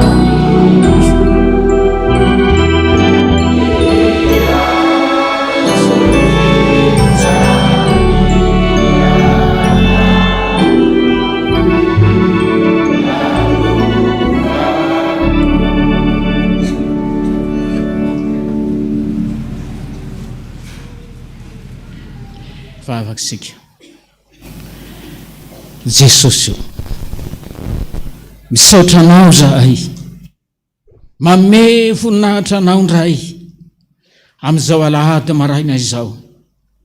Alahady voalohany amin'ny volana febroary 2024, ny valina sahady ny volana janoary ao anatin'izao taona ny fandringanana izao. Famindram-po no mbola omena ao anay, fitiavana mbola omena ao anay, mbola mahatonga anay indray ho tonga eto amin'ity toeranyity, tsy ringana tao anatin'izay volana janoary zay. Misaotra indrindra Jesosy, misaotra indrindra Tompo, fa mbola tianay ianao. Aoka mba hoeninay ny hafatra sy ny kikika Jesosy zay ataonao ho anay isan'andro san'andro. Na dia ny hafatra androany maraina fotsiny azy, tao anatin'ny fijoroana vavolombelona, tao anatin'ny vavaka, ny fampaherezana zay natao teo tamin'ity toeranyity. Aoka mba isiako ny manokana eo amin'ny fiainana izany. Tompo, makasitraka anao zay, fa na dia olona tsinitsinina azy, mbola tianao foana, havotanao, omenao famindram-po, omenao fitiavana. Zany nge no mahatonga anao anasa anay, zany mbola mahatonga anao anasa anay indray iray latabatra aminao androany eto amin'ity toeranyity, ao anatin'izao alahady voalohany amin'ny volana febroary zao. Fitiavana zany. Zinona moa zay Jesosy, manoloana ny maro mba nasainao iray latabatra aminao. Saingy noho ny fitiavana sy ny famindram-po dia tsy navelanao raha tsy tonga eto amin'izao toeran'izao. Makasitraka indrindra Jesosy, mivelatra eto anoloanay ary reto tandindona ireto Jesosy. Tandindona Jesosy, nahatserovana nandasanao ny rano tao ambony azy fijaliana, ny aretanao ny mafy, nitondranao ny mangidy indrindra, ary nitenenanao hoe raha io, esory amiko ty kapoaka ity, esory amiko ty kapoaka ity. Ny vahoaka tsy ny sitrapoko natao, fa ny sitraponao. Misaotra Jesosy. Io aran'ny mofo Jesosy, mofo tahaka ny mofo rehetra ihany, ny volavolainy tanona n'olombelona, nalaina tany am-pivarotra, fandroany kosa eto amin'ity toeranyity, mba ho amasinonao zany, lay tandindo ny nofinao, na niaritra ny mafy, nitondra ny mangidy, mba ho tena nofinao tokoa hivelomanay Jesosy, hananana fiainana. Io koa Jesosy ny divay, rano tahaka ny rano rehetra ihany any Jesosy io e, nitovozana tany amin'ny toerana zay nisy azy tany, fa mivelatra etanyloanay ekehtriny ho amasinno zany androany mba ho tena ranao Jesosy ikorina ao anatinay anavatsavany amin'ny taolana ihany Jesosy zany nangatanay aminao hanadio ny nofinay hanadio ny taolanay hanadio no mombanay iray manontolo mba hatonga anay olom-ba ovao anasanay ho tena zanakao androany eto amin'ity toeranyity remidekaonao hitantanan'izao fanasany zao miangavy anao Jesosy ho amasinonao reo hatrany atapon-doka hatrany Alahady androany eto amin'ity toeranyity ka tsy misy ho hitan'ny olona afa-tsy ny voninahitra ao iseho androany eto amin'ity toeranyity atsapany tokoa fa velona inao mitantana ny diny ary mitsinja azo mandrakarivan'ny masonao miangavy anao Jesosy randray an'izany mpanompanao tsiraray avy eto amin'izao toeran'izao mbo tsy tahaka an'ilay mona sy marenina Jesosy fa ny fahitany ny fihinanany ny fandrenesany ny afatra ao androany mba tonga azy olom-ba ovao hanaradianao mba tena ho vavolombelonao ho fanasina sy fahazavana eo anivan'izao tontolo izao dia misaotra Jesosy atolotra anao ndera sy ny ahatsara ny voninahitra efa nao hatramin'ny taloha zany mbola anao mandraka izay misaotra Jesosy amen. Petraka ny Fiangonana. Ary Jesosy Tompo tamin'ny alina izay namadiana azy dia nandray ny mofo ary efa nisaotra izy dia novakiny ka hoy izy ity ny tenako izay vakina ho anareo izao ny ataovy fahatserovana rehefa mihinana ianareo. Dia tahaka an'izany koa ny kapoaka ity kapoaka ity lay tandindona rako le nalatsako teo ambony hazo fijaliana nitondrako ny mafy sy ny ngidiny saingy noho ny fitiavako anao ny aretako ihany tsarovy izy rehefa misotra anao.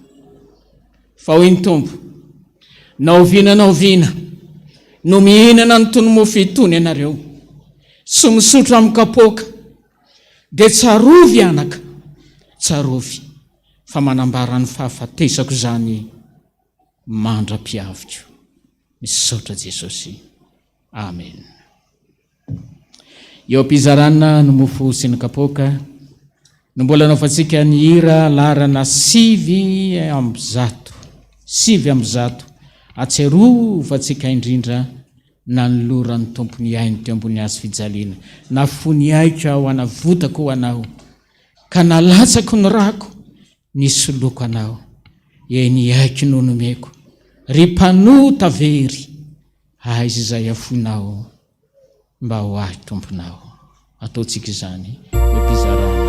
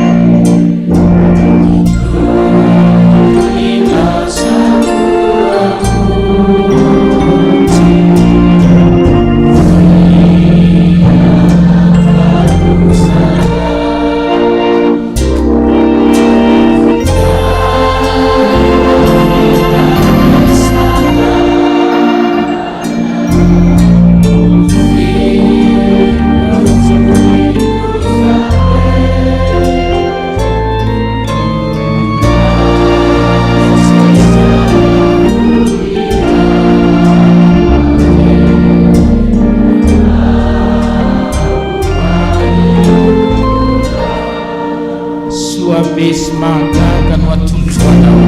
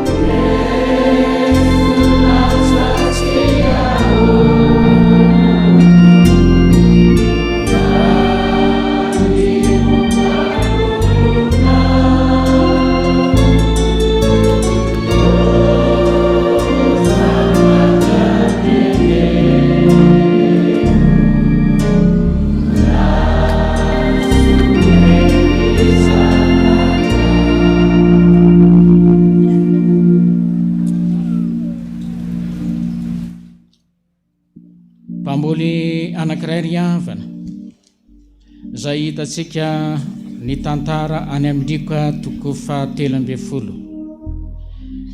Lika toko fahatelo ambin'ny folo. Nisy fanoharana izay nataony Tompo. Nisy olona nanana aviavo izy nambolena teo an-tanimbolobony ary rehefa nitady vo taminy ny tompony dia tsy nahita. Dia hoy izy, ino rehefa 3 taona izay aho ny tonga nitady vo tamin'ity aviavy ity nefa tsy nahita. Kapao io fa manimba ny tany. Dia hoy ilay mpamboatra, tompoko, avelao ihany aloha amin'ity taona ity. Fa ho karakaraiko io, ho asiako zezika io, fa mbola amo ihany angamby izy. Lasa ny saiko hoe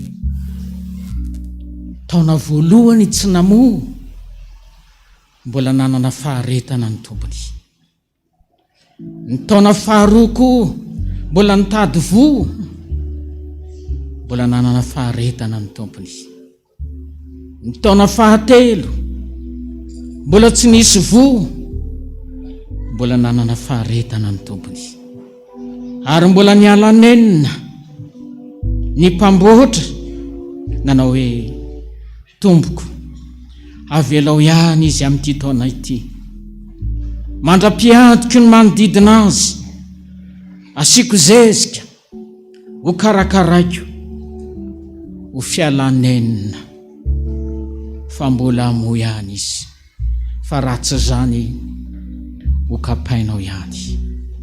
Ry havana, taona ny fandringiana an'izao, matombola men'Andriamanitra hery zasy anao, matombola men'Andriamanitra tanjaka zasy anao, matombola afaka hiatrika an'izao fandraisana ny fanasan'ny Tompo zao.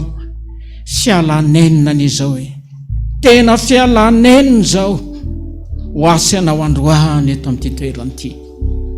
Ako mba ho tsampanao zany ilay fitiavan'Andriamanitra anao manokana tonga eto amin'izao toeran'izao. Eo an-tananao raiko no apetrako izao. 2:100 ataontsika izany tongokiry zany. 2:100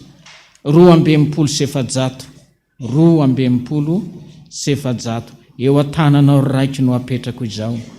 Ny fiainako rehetra mba tahio ny zanakao.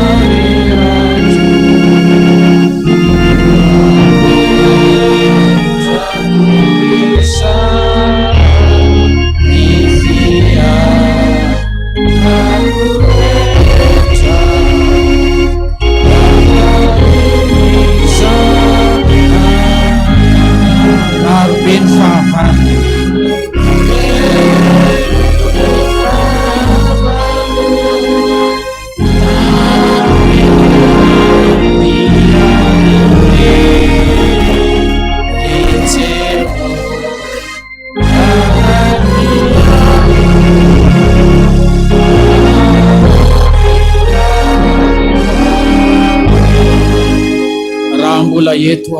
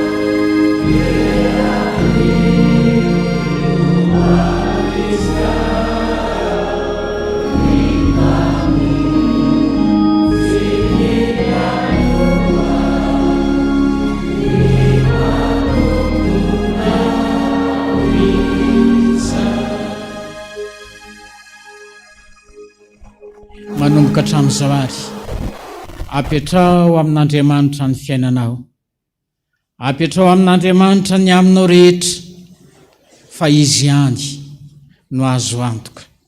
Ny olana sy ny ady izay mety hatrehanao, ny tebiteby sy ny fanahina miatra eo amin'ny fiainanao, eteo amin'izany araka amin'ny teniny hoe avy manatonamika anareo miasa fatratra sy mahavisatretana fanomena re fitsaharanao. Anao aho Tompo, reko ny feonao izay mitory ny fitiavanao ahy.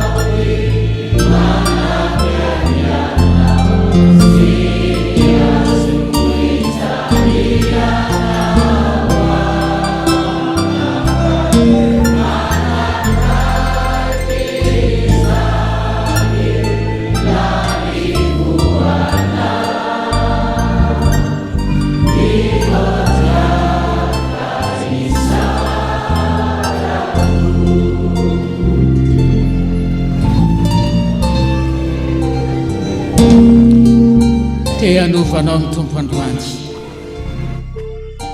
lay fonao mbola lotiky ny fahatezerana sy ny fahakalana ianao le mbola mitoetra ao anatin'ny aiziny tsy fahalalana ianao mbola miliba mandeha ny fiainana izao tontolo izao te hanovanao Jesosy androany fa fantatrareo hoy ny tompo fa tsy tahaka ny volafotsy na ny volamena na ny votana nareo tany fitondrantena adala zay azonareo tany netin-drazana fa ny rason'ny Kristy laray ny zanak'ondry tsy misy kilema sady tsy misy petipetina fitiavan'Andriamanitra anao zany ry havana banjeny azy fijaliana fa teo an'io azy fijaliana io nandatsahany Jesosy ny randy ho fanavotana anao ka natonga ny apôstôly Paoly nanao hoe banjino fa teo nanaovan'Andriamanitra le fanekena masina ho azy ho anao noho ny fitiavany azy sy ny fitiavany anao mba ho afaka ao anatin'ny onaonany izao tontolo izao tsapanao ve ho anao izay manatrika eto androany eto amin'ity toerana ity hiatrika an'izao fandraisana ny fanasan'ny tompo izao fa mandraka kehitriny mbola mandohalika ho a Jesosy mbola mandohalika ho anao Jesosy mivavaka ho asanao eo apototry ny azy fijaliana raha eo mamelany elony fa tsy fantany izay ataony tianao Jesosy hamonjy anao androany eto amin'ity toerana ity izy hanatonao ka hiondrika hanoroka ny toko-masonao zaza olona tsy mendrika Jesosy mba raisoana tsangantsika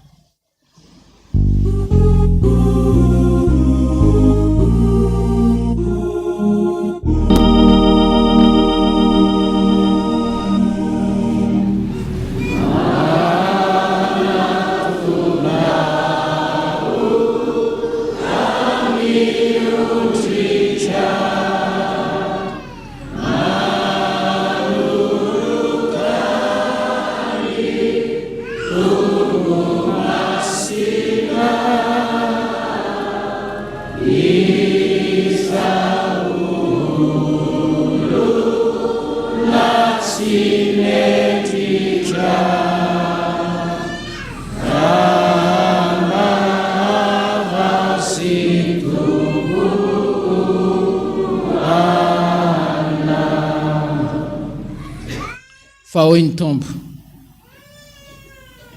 raisokahana ity ny tenako izay homena ho anareo zao natao fahatsiarovana dia misaora ao anatinao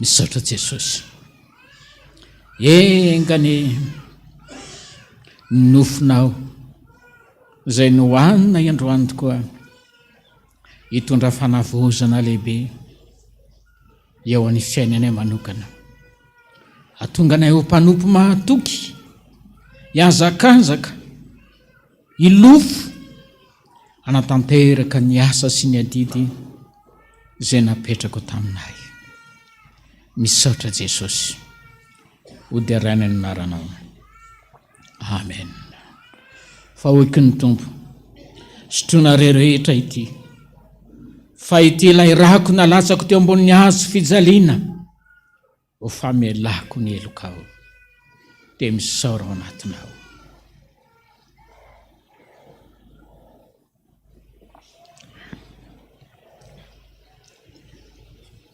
misaotra Jesosy orahanao tokoa ny hanafaka anay orahanao hanadio fonay orahanao hanolo ny taovanay raha manontolo tonga anay tena olom-baovao Jesosy ao anatin'izao taona 2024 zao zany fandrinay dia mitoera ao anatina isan'andro isan'andro ka raha mitady vilona erikerika Tompo tairo zay domy fa tena ianao le tsy mahafoy fa miany fiainana isan'andro isan'andro sotra Tompo Jesosy sakaisana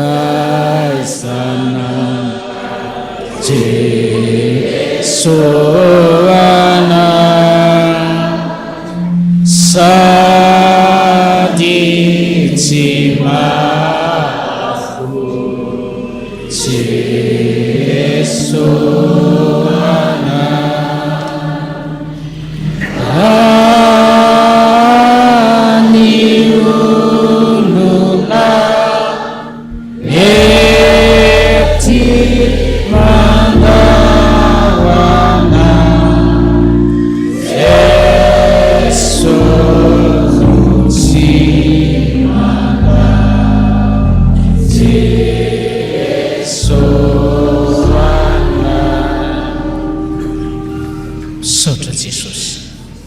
misaotra zoko malala ody araina ny anaranao amen. Petraka ny fiangonana eo am-panangonana ny kapoka sy ny fanomezana ny mbola anaovantsika ny hira laharana 7:547 547 ry Jesosy masoandronay ny aizony fo lasa tokoa fa tonga ao anatinay zao lay mazava lehibe eny Jesosy zokobe fity soa lehibe nentinao taty ataotsika ny andininy rehetra.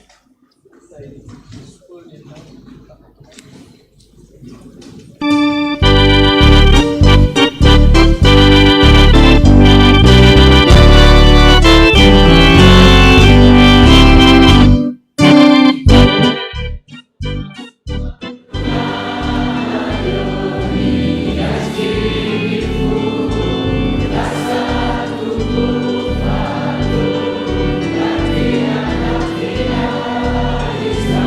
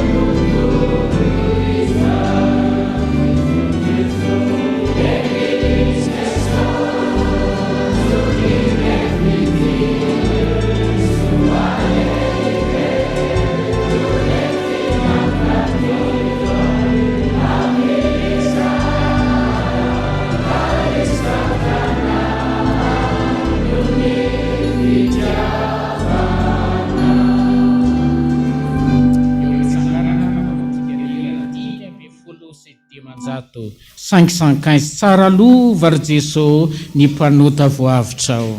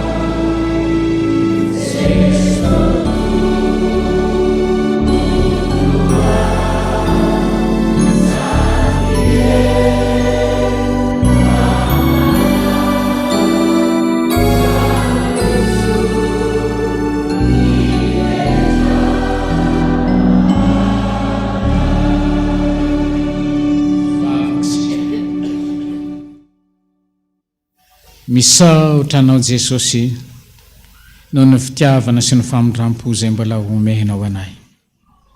Tonga teto amin'ity toerana ity izay, niazakazaka, dodododo, nanome voninahitra anao teto. Isaorana ianao manokana noho ny amin'ny tombonandro izay mbola nomenao ny mpanomponao tsiraray avy Jesosy.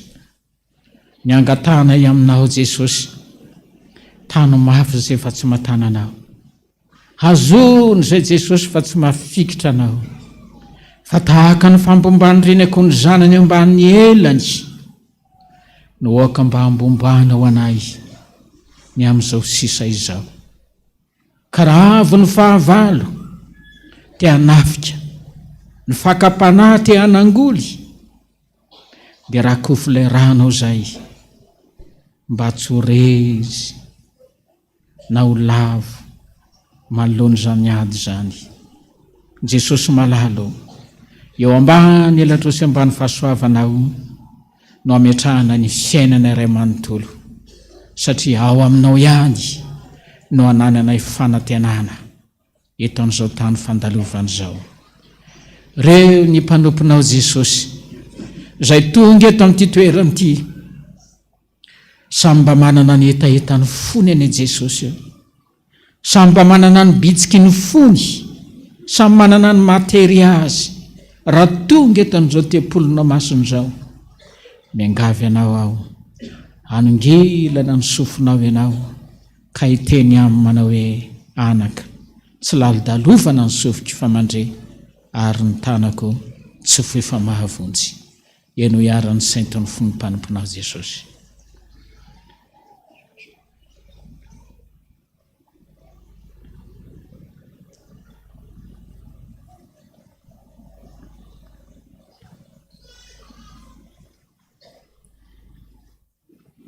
Eninao zany vavaka zany Jesosy, na dia tsy natonina vavaka betsaka ary izy, inoko tsy ampisalasalana, fa fantatrao ny momba azy. Ary mba ho tanterahanao amin'le teninao Jesosy manao hoe anaka, manana ny lalana heverana anao aho, dia lalana hitondra fiadanana fa tsy loza. Ho sokafanao eo an'ny fiainany zany, mba hatsapany sy afatarany fa tena tia azy ianao mandritra ny androm-pahavelomany. Dia misaotra Jesosy, dia atolotra anao ny dera sy ny ady ary ny voninahitra efa nao hatramin'ny taloha zany, ka mbola nao mandraka izay. Misaotra Tompo, raha ianao izay ny andamitra, fa masinda ny anaranao, ny fanjakanao, ataony sitraponao ety atany tahaka ny andamitra. Tahaka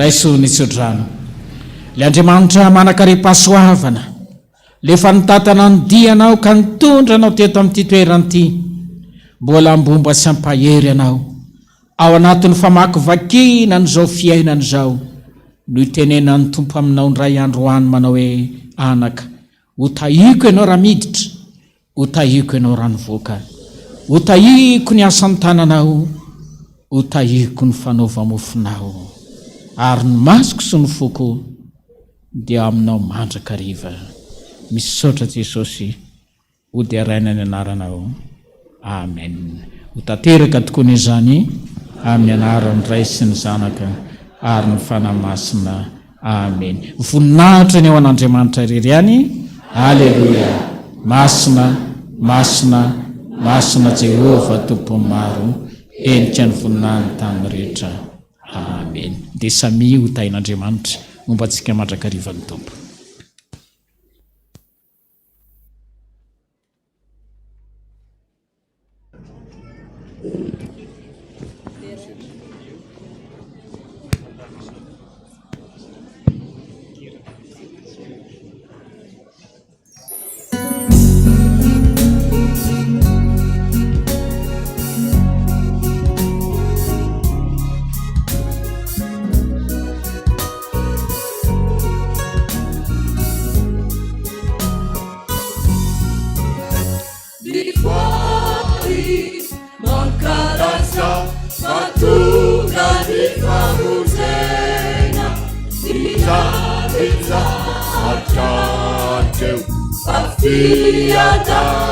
Fiangonana Jesosy Nainesty Tungau Ansiketi Teraina Teraina Angala Saina Jadaina Laisazi Saina Tena Kapituni Estetu Taraina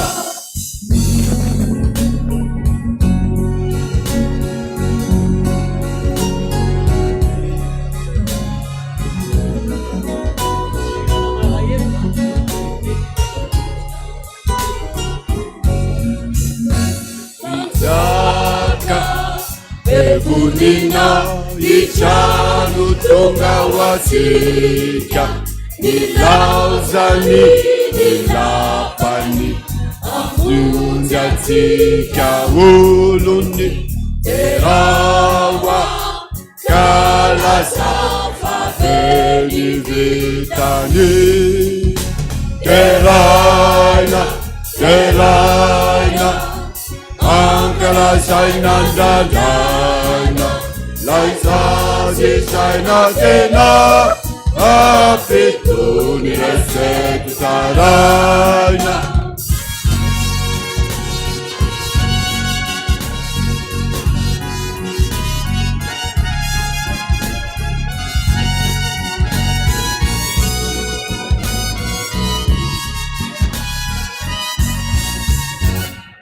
Jesu makasihnya ifanulurana tena siturini kijawana uwanisa tuntuliza umewa naniela mawanayana teraina teraina angala saina dadaina lasazi saina tena rapituni resekaraina teraina teraina angala saina dadaina lasazi saina tena rapituni resekaraina.